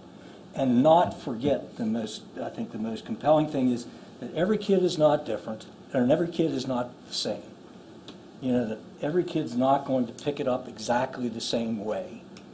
That, you have to trust teachers, train them, and then trust them, to see difference in each one of the students in their classrooms, to adjust and, what's the word I want, be creative to meet needs of different personalities, different learning styles, different social backgrounds, and everything else. It's not like building a car. We can't even build a car that doesn't break down. What are we doing with a billion, brain cells? And wondering if one of them's out of kilter, they might have difficulty learning. So I'm on a very large soapbox. I apologize. I appreciate, like I said, everything that you guys are doing. I hope they give us a chance to make it work. Sorry. Another area that we haven't really said anything about are our teacher colleges. I'm just thinking there are some things that need to be changed in our teacher colleges. I think they haven't kept up with the times and with what's going on in our legislatures and what's happening actually in our schools. That requirements need to change for teacher trainees. Mrs. Williams? If I may. Absolutely. I'm interested in knowing a little more about the strategies and initiatives that are being used to turn around our low-achieving schools. I know that there has to be a lot of good stuff happening, and I'm interested in knowing what those kinds of things are and what you see happening as a result of these strategies and initiatives.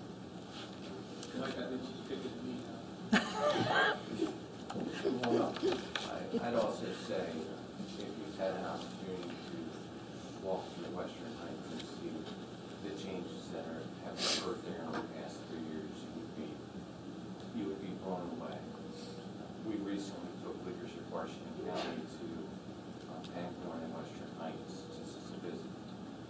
And at the end of the day, we debriefed, and one of the ladies raised her hand, and she said, I sent both my children to private schools. If I had an opportunity to visit Pangborn or Western Heights prior to making that decision, I can guarantee you they would have been in public schools.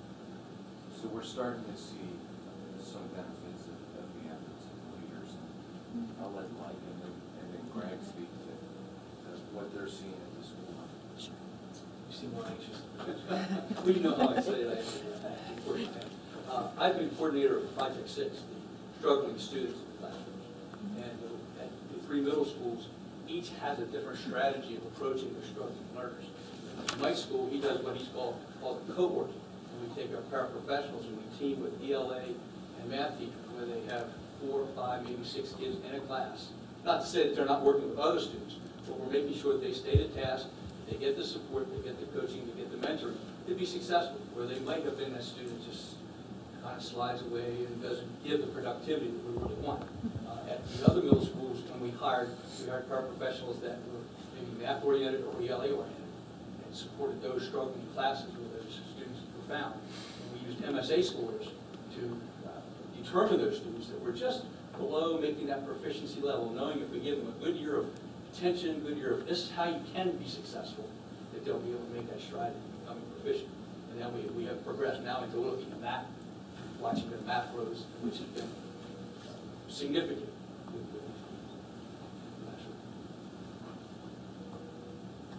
I'll speak a little more globally as far as the school goes with the programs that we have in place. And I think, well, I definitely agree with Mr. Ridenhouse's concern about making sure that we give time for things to take hold. The good thing I like, Mr. Brightman, is that a lot of the efforts, they all go cohesive, they work in synergy together. A lot of the efforts, for example, Abbott, the Wicker model, really models the common core efforts. So it's not like we're teaching 2 different things. We just bring Abbott into the school. It's actually kind of like we're bringing the 2 together and coming up.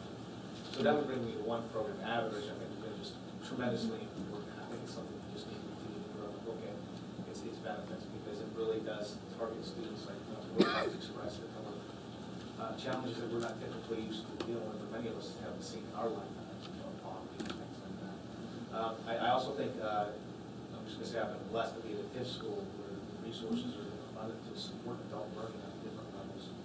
And the opportunity to, I said a few things. So when I used to teach, I left teaching in 2004, government administration. And I look at what teachers are tasked to do now, and I don't remember one thing that I was tasked to do that's the same as what they're being tasked to do. It's really changed that much in the last 10 years. And they're meeting with remarkable skill, though. I think there's a lot of things with the adult learning that has helped the teachers really look at things differently. For example, I was a high school teacher, and a lot of platforms were not so global. We kind of did more of a standards-based learning where we looked at each learning segment individually, and we did more of like forward planning. But now you see teachers coming together. My teachers are just planning, like Dr. Marco said, at deep levels where they're coming up with about 30-day unit plans with the backward mapping and curriculum, saying we really want to know how to get the kids to this end goal, and how can we connect everything so that it creates kind of a knowledge of I call it a web of knowledge as opposed to a strand of knowledge. And that has been instrumental in making everything else going forward. The unit plan, thinking about kids first. And one thing I shared the other day at the USD that I thought was really something that I don't think a lot of people saw in all these efforts was the enhancement of instructional leaders or student leadership in the classroom. We talk about the framework model, if you're familiar with it, it really builds students to be the center of the instructional process. But what I've seen is now more and more kids when we walk in actually being the leaders in the classroom, which to me, leadership, we can't teach it enough, especially in our youth. So between TIF, Avid, the 3 grants we had with the co-work model, I think there's a lot of individuality being spent, a lot of resources really going deep with kids as opposed to superficial and relationships with I'd also add that part of the Race to the Top The first year, Greg and I worked together, and Northern Middle had not made AYP an ELL subgroup. So with the RT3 funds, we put a paraprofessional at Northern Middle, and not only did they excel on AYP on the MSA, but as we were crunching and analyzing ELL data, we were seeing that those kids made really nice gains with their English language proficiency and were exiting students, which research shows it's very hard to exit students the older they are. It's harder to learn language the older you are. So the next year, we phased in a paraprofessional in ELL at Western Heights, Northern Middle, and Springfield. And again, we're seeing the same gains. Western Heights and Northern Middle were very successful with AYP. Springfield Middle last year missed it by 1 student. But the year before that, they had missed it in reading. And this past year, they did make it in reading.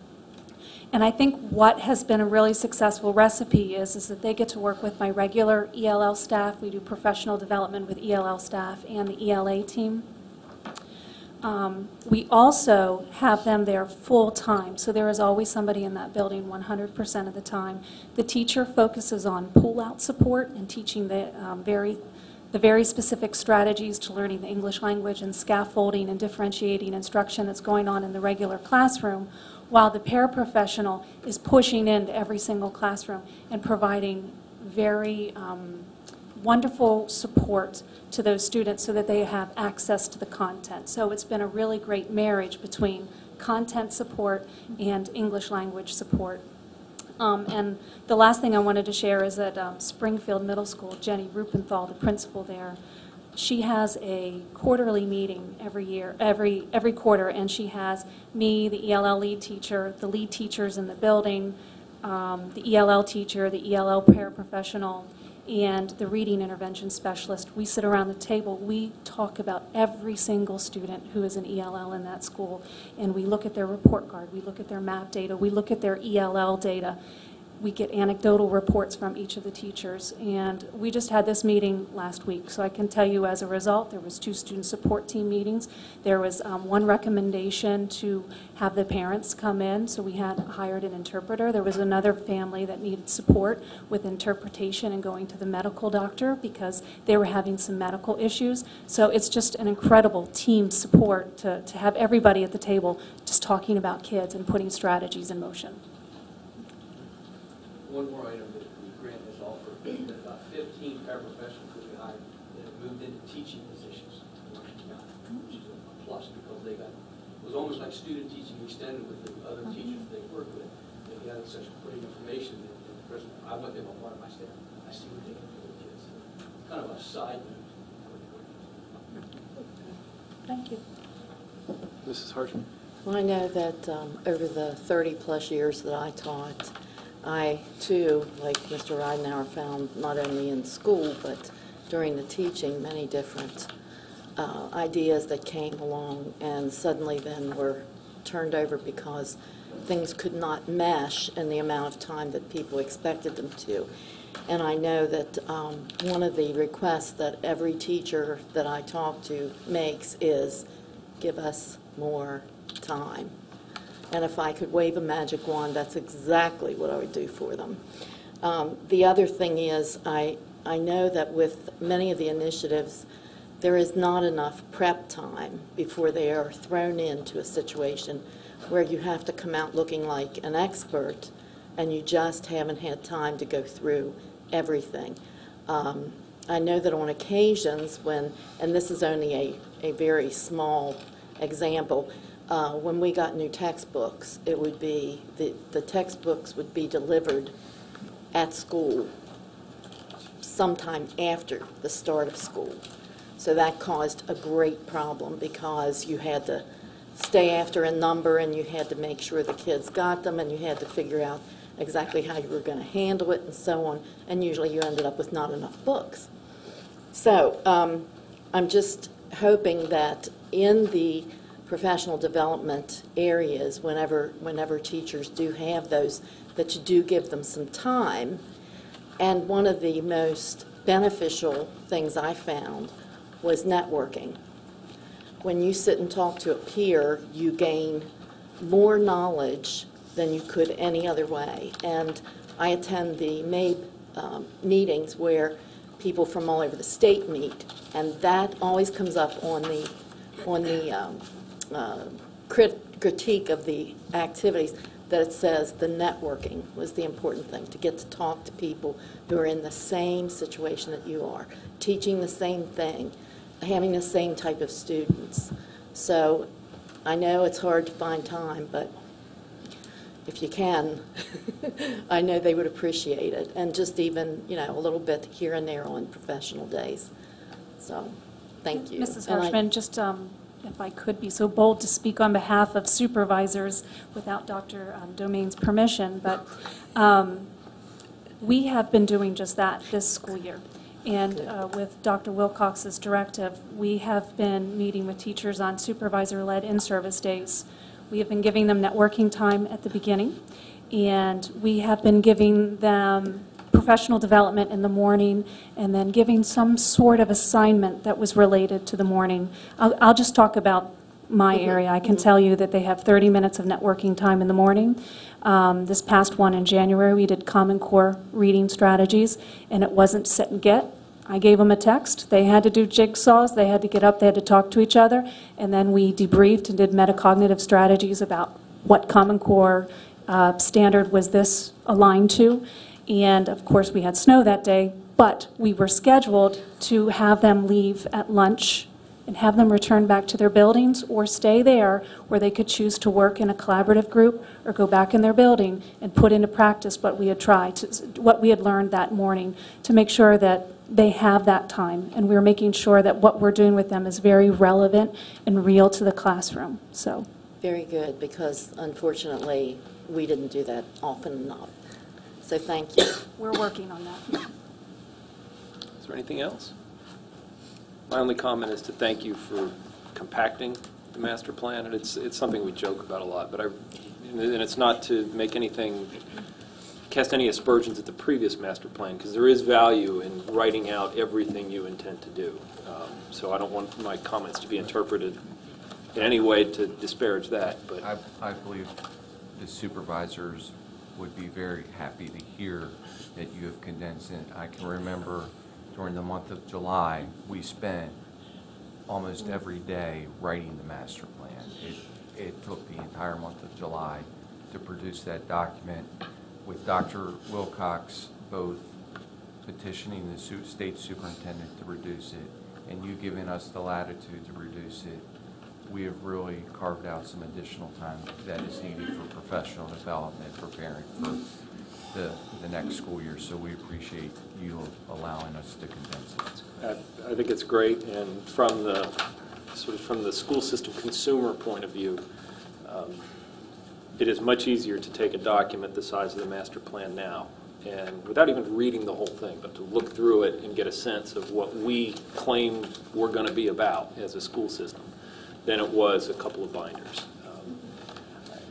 The number of people who ask about the budget and you refer them to the master plan and our priorities, now I feel like when I refer them there's a document they can actually look at and say, okay, this is what Washington County Public Schools hopes to be and aspires to be. So I think it's, in addition to having an impact on the supervisors and the people who work with the document on a day-to-day basis, I think it's helped with the communication with the people who pay all of our salaries and rely on our services for their kids. So I think that's a great improvement. If there's nothing else. Thank you very much. Thank you. Thank you. Thank you.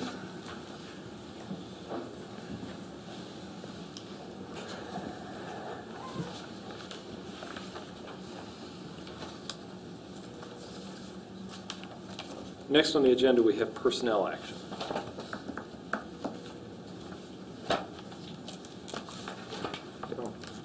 Dr. Hardings, Dr. Wilcox, members of the board, as discussed in closed session this morning, there are several personnel actions for your consideration today.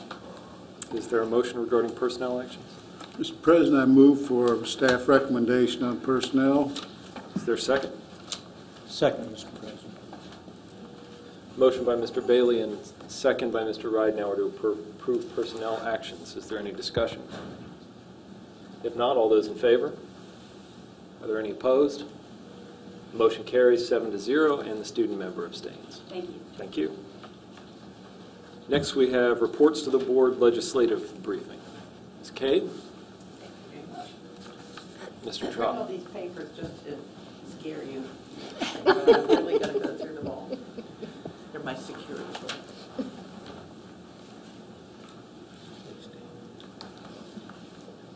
Dr. Harding, Dr. Wilcox, and members of the board, I'm happy to be here to bring you up to date a little bit on what's going on in Annapolis. There is not patience in Annapolis, Mr. Ridenhour, as you know. The number of bills having to do with Common Core and teacher evaluation and all things related are so numerous that you can't count them, taking every kind of perspective that one might think. But there is concern and interest and awareness that there is a timing problem, and there are people who are trying to do things about that. And so I think that you can be assured that your perspective is not being ignored in that regard.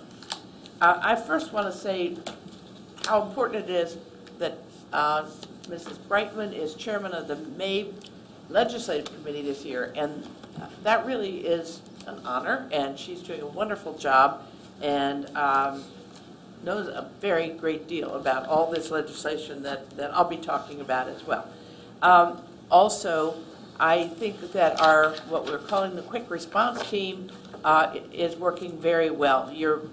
Some days I have like 12 emails in about, 20 minutes, it seems like, with Mrs. Brightman and Dr. Hardings and Dr. Wilcox and Tony Trotta and Jamie Brown and myself dealing with whether we should be taking a position on a bill that may be coming up as soon as tomorrow, and what position, how to express that position. 12 an hour is Mrs. Brightman, by the way. Excuse me? 12 an hour is Mrs. Brightman. That's 12 an hour is Mrs. Brightman. Thank you. I also want to say You're how much engaged. the staff here, we've had Mr. Prue prepared me in a very short time for a hearing on a matter where the Washington County position was very important.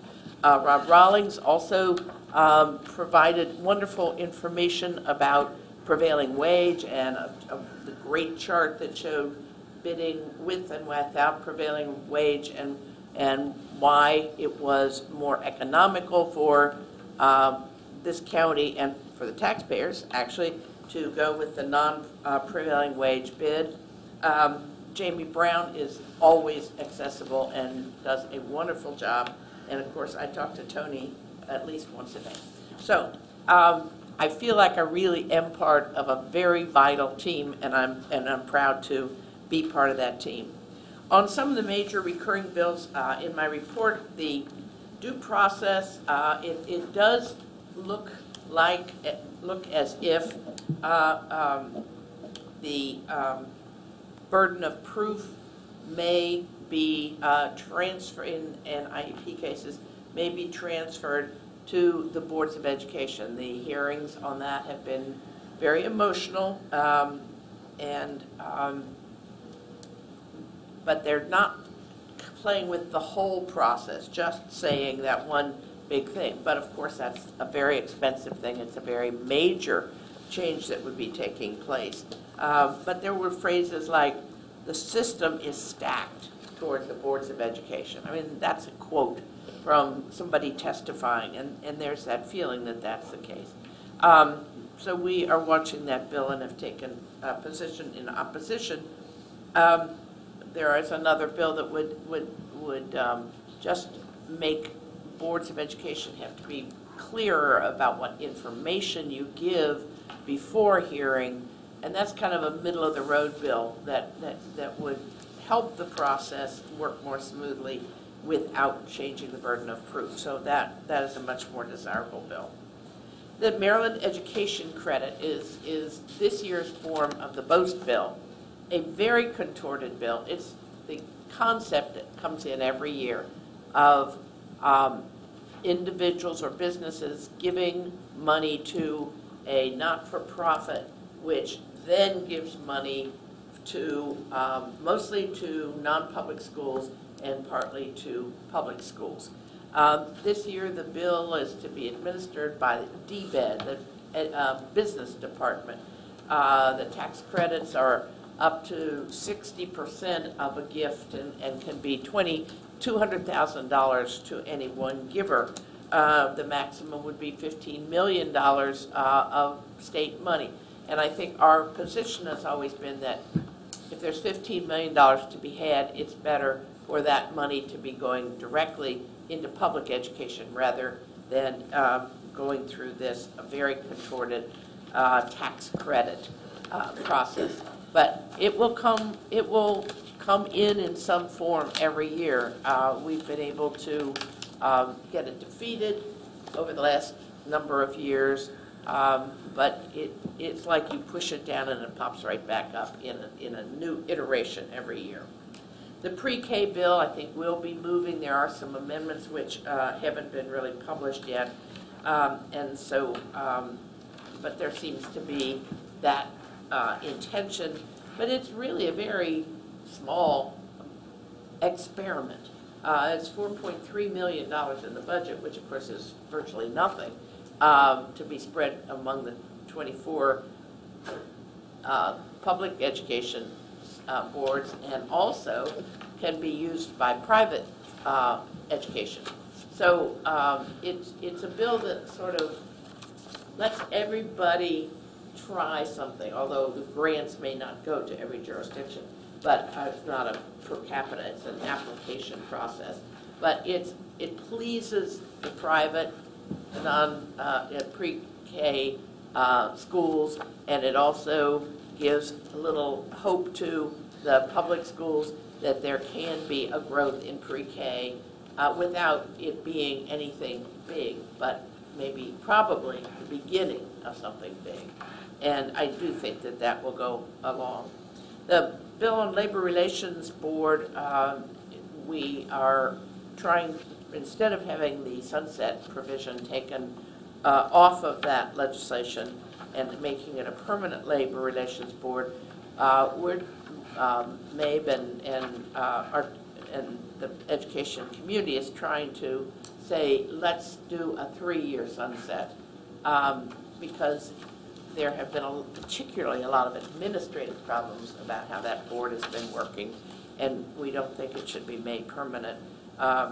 Some people are saying wait until next year.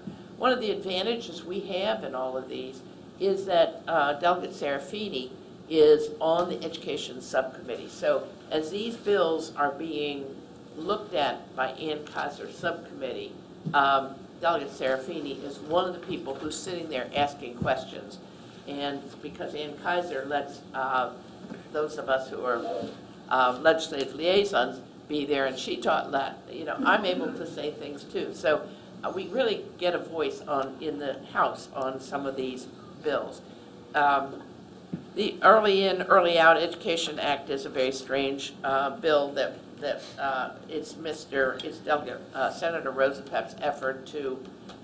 He doesn't think 12th grade is a very important thing, and he likes pre-K a lot, so it's sort of a way to push some funds from one end of the process to the other by sort of a contorted process, but it's making a point, and it's a point that will be discussed more as the years goes on, but I don't think it's anything that's going to happen this year at all. In the maintenance of effort, as you know, there is the proposal that has to do with the lease process, and our Delegate Serafini is now coordinating all of our efforts to make sure either that the bill doesn't pass or that it is amended so that there is no problem for how you are dealing with the financing of the lease for the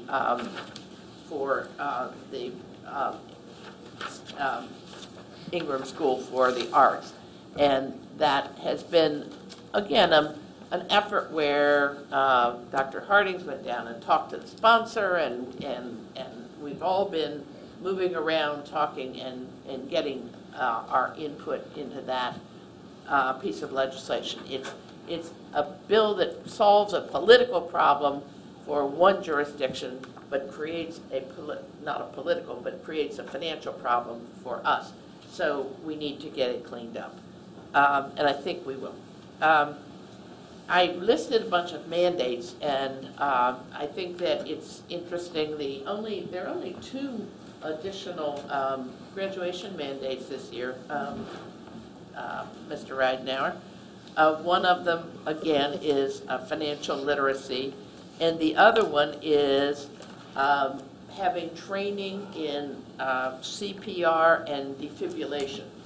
So that's a certification that I think may actually go through. It's gone through one of the houses. But again, MABE and generally takes a position against mandates. You are supposed to be making decisions about how schools are run. And the more mandates that the legislature dumps on, usually with costs attached, are normally problems. Some of these are not really terrible bills, but I mentioned some of them the last time, and I don't think I'll go over. But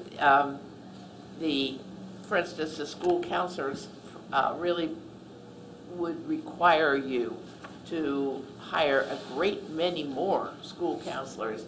And if you start doing that with school counselors, and then you can start doing it with art teachers, or you can start doing it with whatever else, and that's why you're really supposed to be making those decisions, not the legislature. The education in the middle, things like, I'll skip over the rest of those mandates pretty much. The Student Health and Fitness Act is one that one of you referred to. It would require 150 minutes of physical education per week. This kind of bill has been in several times and usually goes down, but there is that interest in making sure people are getting enough physical education. The one that still is worrisome, although I think it will get amended properly, is the one that provides, say you must provide behavioral health services in the schools. And as I mentioned last time, behavioral health is now the same as mental health. So that would be huge, huge additional responsibility on you. And I think that it's so cost prohibitive. I don't think that it's going to happen. And also there's a bill that would say that you cannot suspend children under 10 years old, but then it goes into a whole lot of other things about suspensions. And you know that you have the new discipline regs from the state board, which is where, rightly or wrongly, whether you agree with those regs, that's where that sort of thing should be decided, not by the legislature. In task forces, that's always an interesting one because you often can't get something passed, but you can ask people to look at it and talk about it. And so I'll go over those quickly. I found more than I even listed. How to improve student achievement in middle school. Wow, I mean, we've been paying a lot of attention to pre-K and Common Core and PARCC tests and all that, but looking more at the high school in college readiness. So this is somebody saying, wow, there's that middle group. We got to be working with them too. Task force to study the suspension of pre-kindergarten students. I don't know that one's going through, but it's there on the table. Task force on community partner school-based mental health. And MABE has taken a position in favor of that task force. Task force to study chronic absenteeism in Maryland public schools. And this one, I've been at a hearing on some of these and listened to it online on a number of them. But it was very interesting how much correlation they find about chronic absenteeism and high school dropout, high school graduation. I mean, starting in like second grade, first grade, if a kid is absent even 2 or 3 times, then they can correlate the greater likelihood that they will not complete high school. They were fascinating statistics, and pointing out the very difference between truancy and chronic absenteeism, and that we've been looking at truancy, but we haven't been looking enough at chronic absenteeism. So that one may happen, and it could produce some interesting information. Safe and healthy hours for Maryland public schools. I think we all know that there's a lot of conversation about high schools starting too early and teenagers not being awake and their brains not being alert at 7, 8 o'clock in the morning. Formula for corollary athletic programs, that the school systems do corollary athletic programs, but there isn't a financing structure for that, and people think that should be better developed. Study sports injuries in high school female athletes. This was an interesting hearing because Speaker Bush's daughter was one of the people who testified. All these girls have had bad knee injuries, and as well as some other injuries, and so it's likely that one may happen, just as one of those that would be a good idea to let happen. The task force to study implementation of a dyslexic education program. That's one that I had missed when I was going through them the other day. So I could go on, and I will answer any questions you have. It is a lively time. We are in the time down there where the hearings go on and on and on and on. Last week, one day, I was there till 6:30, the other day till about 5:45, waiting for bills, like the prevailing wage bill. You know, the hearings started at 1, and it was after 5 before that bill came up. And the Finance Committee stayed until 9 o'clock the other night hearing bills. But they are very conscientious in their hearing of every bill and of hearing people testify. They may only give 1 or 2 minutes, and they like it if they say, I agree with the last guy, and move away. But there is a very respectful process that goes on down there in terms of looking at everybody's ideas and thinking about them. So I'd be happy to answer any questions, and I've missed a lot of things because there's too much to talk about in 15 minutes. Questions? Just a comment. I want to extend my appreciation to Ardith for all of the work you do for us and for our community here. I would just add the task force seems to be the new source of a lot of mandates. And that process used to be a way of killing ideas and sort of just kicking the can down the road, and it now seems to be some of our worst nightmares are coming out of task force. So it's something we need to keep an eye on, but appreciate your effort. Thank you. Are there other questions? Any of you want to come down and participate in the process any day, just give me a call. I appreciate your efforts too, particularly on House Bill 349, the one on maintenance of effort and leases. That's something that if you aren't there paying attention and able to talk to the sponsor and talk to our delegation to help them understand how that bill really would affect us. You know, Mrs. Brightman pays a lot of attention, but knowing you're there as well, really the partnership, I think, has helped us stay on top of some of these things and get out ahead of it, because the last thing we want to do is wait until it's gotten to the floor and then try to fix a problem. So knowing that the sponsors of that bill understand our concerns up front, I think really helps us have a better chance to get a better outcome. So thank you. Thank you. And let me just close by saying your whole delegation down there are very helpful. They're very accessible, and they care a lot about what's happening on your behalf. So I spoke of Delegate Serafini, but the whole delegation is really very responsive. Thank you. Thank you. Thank you. Next, we have a report on West City Elementary School and the 50% construction documents.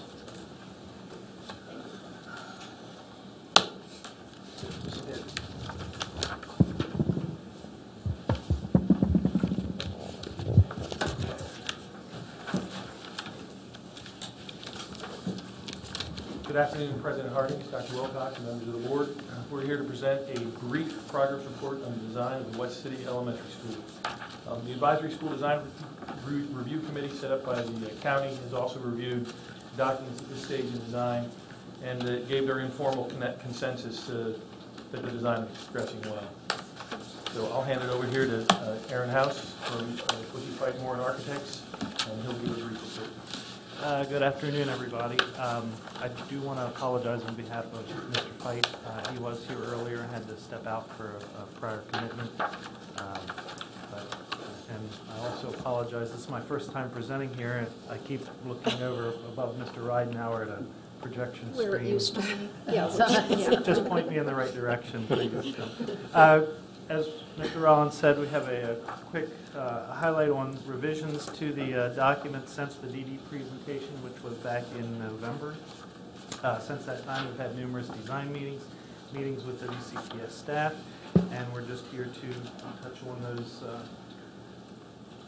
on those changes. With the site, the building did rotate slightly clockwise. This provided us with some more distance from Hager's Crossing Drive back to the front of the building, which allowed us to transition the grades some more.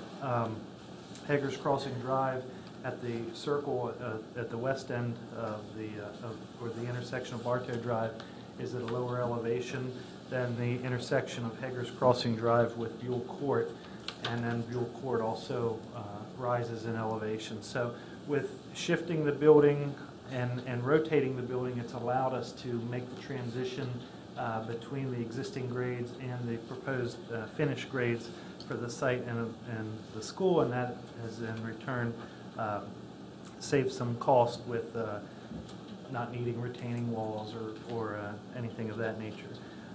This also provided for a more efficient parking lot and allowed us to get the parking and the drop-off closer to the main entrance. It allowed us also on the bus loop, which is on the east side or the right side of the school, allowed us to transition from those grades down to the finished floor elevation where the buses drop off the students. And then we also were able to move the play fields highlighted in dark green, move those closer to the school. The first floor, we have highlighted some changes on that. We were granted some additional square footage from the state, and I will highlight that in a later slide. But we increased the square footage to 65,433 gross square feet. The collaboration rooms that we have between the classrooms stayed the same size. We did make some minor modifications to those as far as the connectivity between the corridor and the collaboration rooms, just from a security standpoint. And then on the second floor, there's just a minor change that was made to the IRC. One of the most significant changes that we've made to the design of the building was we introduced different floor levels, and this was in response to the site and some cost-saving measures. So the plan that you see here, the dark blue is the highest floor elevation, and from the dark blue to the medium blue to the light blue, each of those represents a 20-inch grade change. So there'll be a 20-foot long ramp highlighted in orange down the corridor from the bus drop-off loop down to the main lobby, And this allowed us to, as I said, step the building with the grades, save on fill required to bring the building up all at one level. The image at the bottom of the slide is a section cut through the corridor from the bus drop-off, which is at the right side, over to the main lobby. And so what we've done from a design standpoint is we've set the ceiling elevation at the highest floor elevation, and have continued that so we don't get the sense that the entire building is sloping down. We're keeping it light and open, and you get a sense of that from that section of how gradual those grade changes are. With the additional square footage, we were able to take the music classroom off the stage and give it its own dedicated classroom, which we located to the east of the stage. We also moved instrumental music kind of around the corner and paired that up with the music classroom, so they now share storage rooms and toilet facilities and have their own hallway that can be isolated off the main corridor. Another revision that we made was the art room shifted to the east and became detached from the IRC. And the art room now becomes more of a design element that when you walk in there, you know it's an art room, that you know you are being inspired, and it doesn't look like just a typical classroom. And then also these revisions that we made to the east side of the building also allowed us for a cleaner connection if and when Phase 2 is built, that we can extend the corridor down to the Phase 2 portion of the building.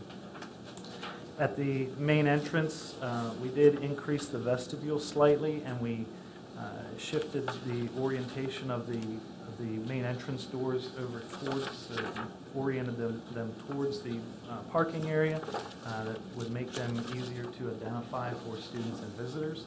And then also with that, we increased the reception area within the administrative suite, to allow for more efficient flow within the facility. At the Instructional Resource Center, a couple of modifications that we made were at the pointer doesn't work on there. The office setting that we have, which would be traditionally the circulation desk, is out and open and part of the IRC. We changed the layout of that slightly, that allowed for the media specialist to have more visual access of the overall room, that they can have better guidance throughout the room.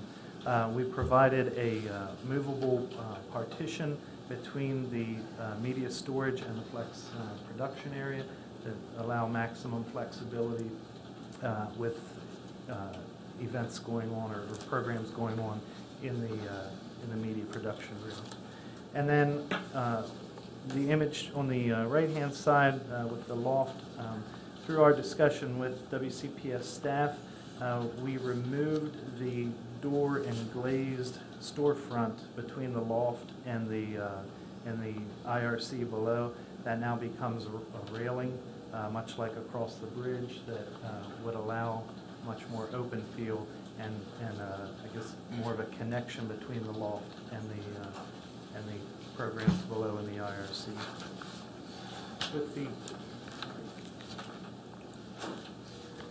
With the elevations, we are still looking at materials and considering all different materials based on cost and durability. But one of the goals that we've continued to look at is being able to break up the scale of the building so it fits within the context of the established community. And so we have a combination of masonry and in different sizes and different colors. And then these are just the elevations from the west and the north. Sorry, I'm on the wrong side, the south and the east, in which you can see the angled portion on the east elevation, which is the art room where we pop that roof line up for more interest. That is my highlighted changes. I'll take any questions. Any questions or comments? Mrs. Harshman? I have a question about the second floor, the page showing the second floor with the loft. That line to the right of the loft is a wall, correct? Correct. And then the rail starts over against the other wall and comes out and follows the bridge. Repeat that. I'm sorry. The rail comes over to the other side and comes out to the bridge and goes along. How tall is that?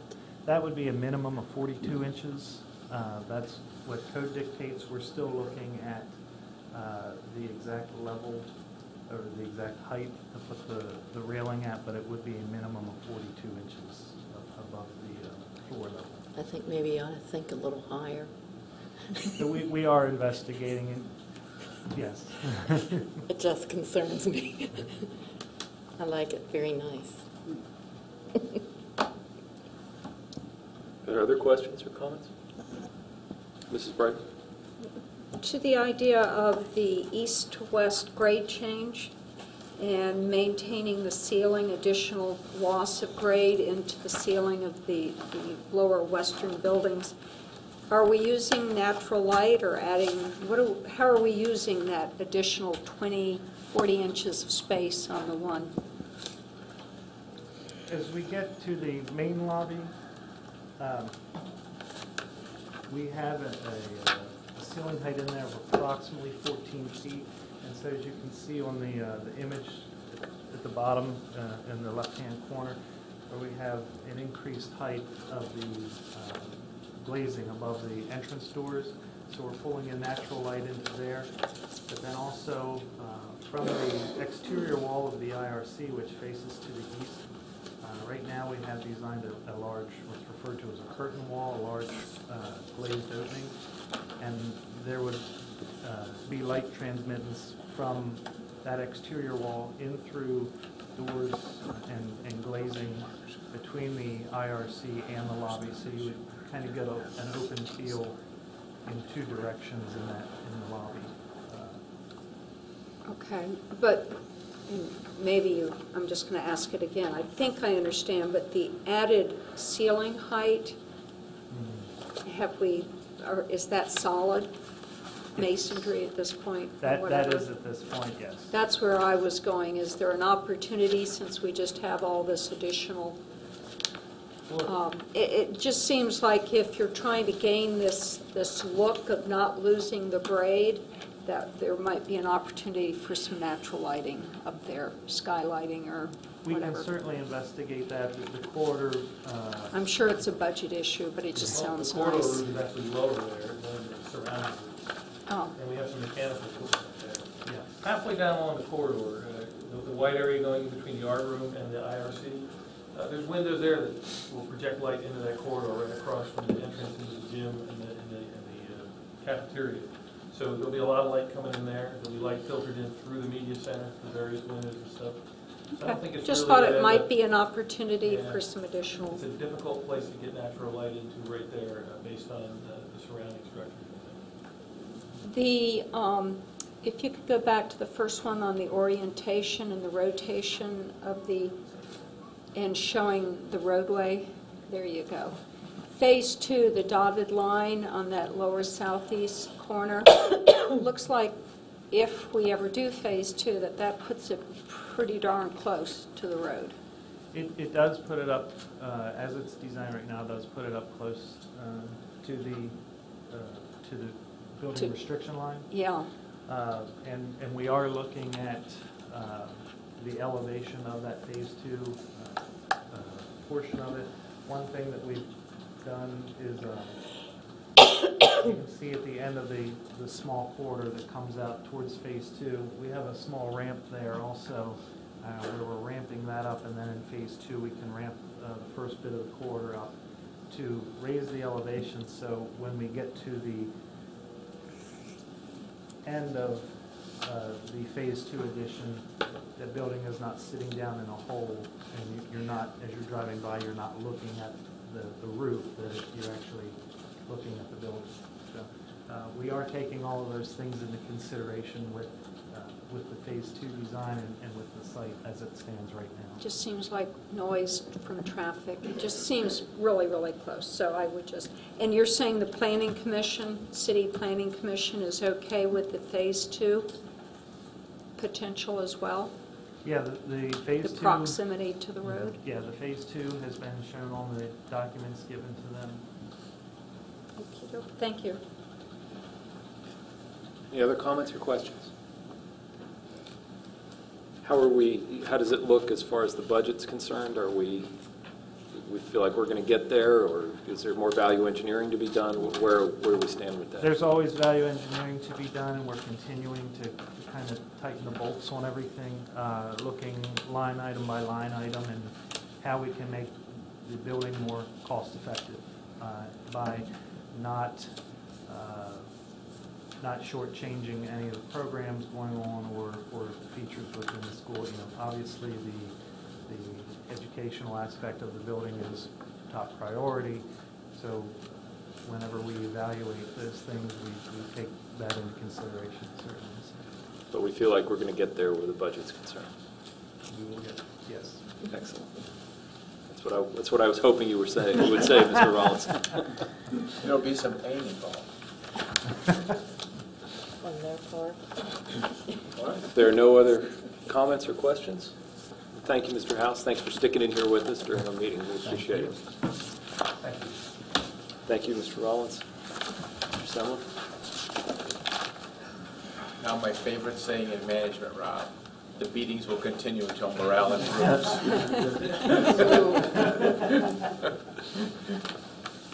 Next is board member committee reports. Mrs. Harshman, Curriculum and Instruction. Curriculum and Instruction met Tuesday, February 25th at 11:15 in the board conference room. We had Jean Ebersole, who is Central Office Lead Teacher for Social Studies, gave us a very informative bit of a lecture, actually, on We the People competition and all the possibilities that it includes, and how you can go to state and national competition with that. Very informative. Evie Williams is supervisor of K through 12, and she helped with the presentation. We will meet again March 25th in the board conference room at 11:15, and everyone's invited. Thank you, Mrs. Williams. Finance? Yes, the Finance Committee has not met since our last business meeting. We will be meeting on Tuesday, March 25th at 3:30 in the Finance Conference Room. Mrs. Fisher, Policy Review and Development. Policy met February 25th also. We added some minor changes to Policy VF in preparation for this evening, and of course it passed first read. We discussed the new discipline regulations and the code of conduct. It was decided to let Mr. Akers, along with Dr. Marco and some others, to draft a preliminary policy to give us a starting point from which to work. We also discussed state changes concerning defibrillators and decided that no policy is necessary because the requirements are in COMAR. Dr. Marco informed us that the school health coordinator will be made aware of the changes the state has made. Similarly, the new state oral health regulations are covered in COMAR and are also built into our curriculum, so there's no need for policy there. The state changes involving interscholastic athletics, again, present in COMAR. They will also be included in the athletics manual that all coaches, phys ed teachers, and so on receive. And finally, we reviewed a policy IKA, which deals with secondary grading system, and decided that we ought to combine it with policy IKC, which deals with class ranking and grade point averages. So that's something we'll be working on also at our next meeting, which will be March 11th at 2:30 in the boardroom. Thank you, Mrs. Fisher. Mr. Bailey, Facilities? Facilities met this month on the same date, 25th of February, and started with the update of the construction projects, one of which you just heard. We received that update, and we also talked about Bestra Elementary being on schedule, and it's pretty much buttoned up now and ready for all the interior work to proceed. Staff shared with us new software that is now available to almost pinpoint where children live in the district. Would be very helpful in redistricting and that sort of thing. The committee will begin the review of F policies that pertain to facilities and operation. We briefly looked at Senate Bill 232, 1068, and 204, primarily with the impact it would have on construction in the local area if prevailing wage were mandated by the state. So we did have that discussion. And our next meeting will take place on March the 25th here in the central office location. Thank you. Mr. Ridenhour, Human Resources. Yes, Human Resources met on the same day.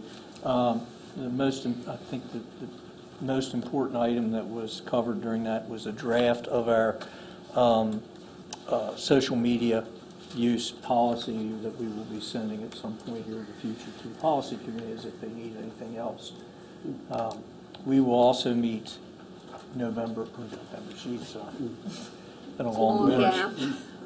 March 25th here. Mr. Grunendijk, Student Government. Student government, unfortunately, I wasn't able to attend the last meeting because I was gone, but student government will be meeting on the 13th of March at 9:30 a.m. at Washington County Technical High School. Great. And Maeve? Our next meeting for the Legislative Committee is March 17th. And anything from? March 21st, we have a Conference Planning Committee meeting, 10 o'clock at MAPE headquarters in Annapolis. Anybody else have any committee work they'd like to report on? Okay, future agenda items. Agenda planning did meet earlier today. At our next meeting, we will have a discussion of a mid-year performance update. In addition to approving the general fund budget, we're also going to have many bids to approve. Most of the summer work, it looks like, is coming through on bids at our next meeting. On April 1st, we'll meet with the commissioners where we will discuss the general fund budget in slightly different format this year. Rather than going to one of their business meetings, we're going to meet with them in more of a workshop type setting, which I think is great. It'll give more opportunity for discussion. That's going to be at the county administration building. So get your parking requests in now. You knew that was coming. And by then, the snow will be gone, and we won't have to. Sure it will. Let's hope so. Gutters. And one other item, as I mentioned earlier, we will have the public hearing on the budget on March 11th at 6:30 in this room. So anybody who has comments or thoughts on the budget, please, your comments are encouraged and welcome. That brings us to board member comments. Mr. Grunendijk? Nothing. Mrs. Harshman? I'd just like to congratulate all the students whose names have been appearing in the newspaper for honor roll and distinguished honor roll. Congratulations, very good on achievement. Mrs. Williams? I have nothing. Mrs. Bright? I would like to thank Dr. Wilcox for the conversation and providing staff on the master plan. It was a good part of the evening or afternoon. Thank you. Mrs. Fisher? I had the opportunity to attend the installation of officers at the first ever FFA chapter at Hancock High School on February 20th. Officers from the other 4 FFAs in our county attended, as well as the state FFA officers. It's a very impressive ceremony. I wish them much success, and I think I said something to Dr. Hardings earlier. If we ever need any lessons in Robert's Rules of Order, boy, could they give them. Mr. Bailey? Just another congratulations to our superintendent for the fine work that he's doing. And Mr. Rideout? Nothing at this time. I don't have any comments either, so if there's no further business before the board, we stand adjourned. Thanks, everyone. Thank you. Congratulations.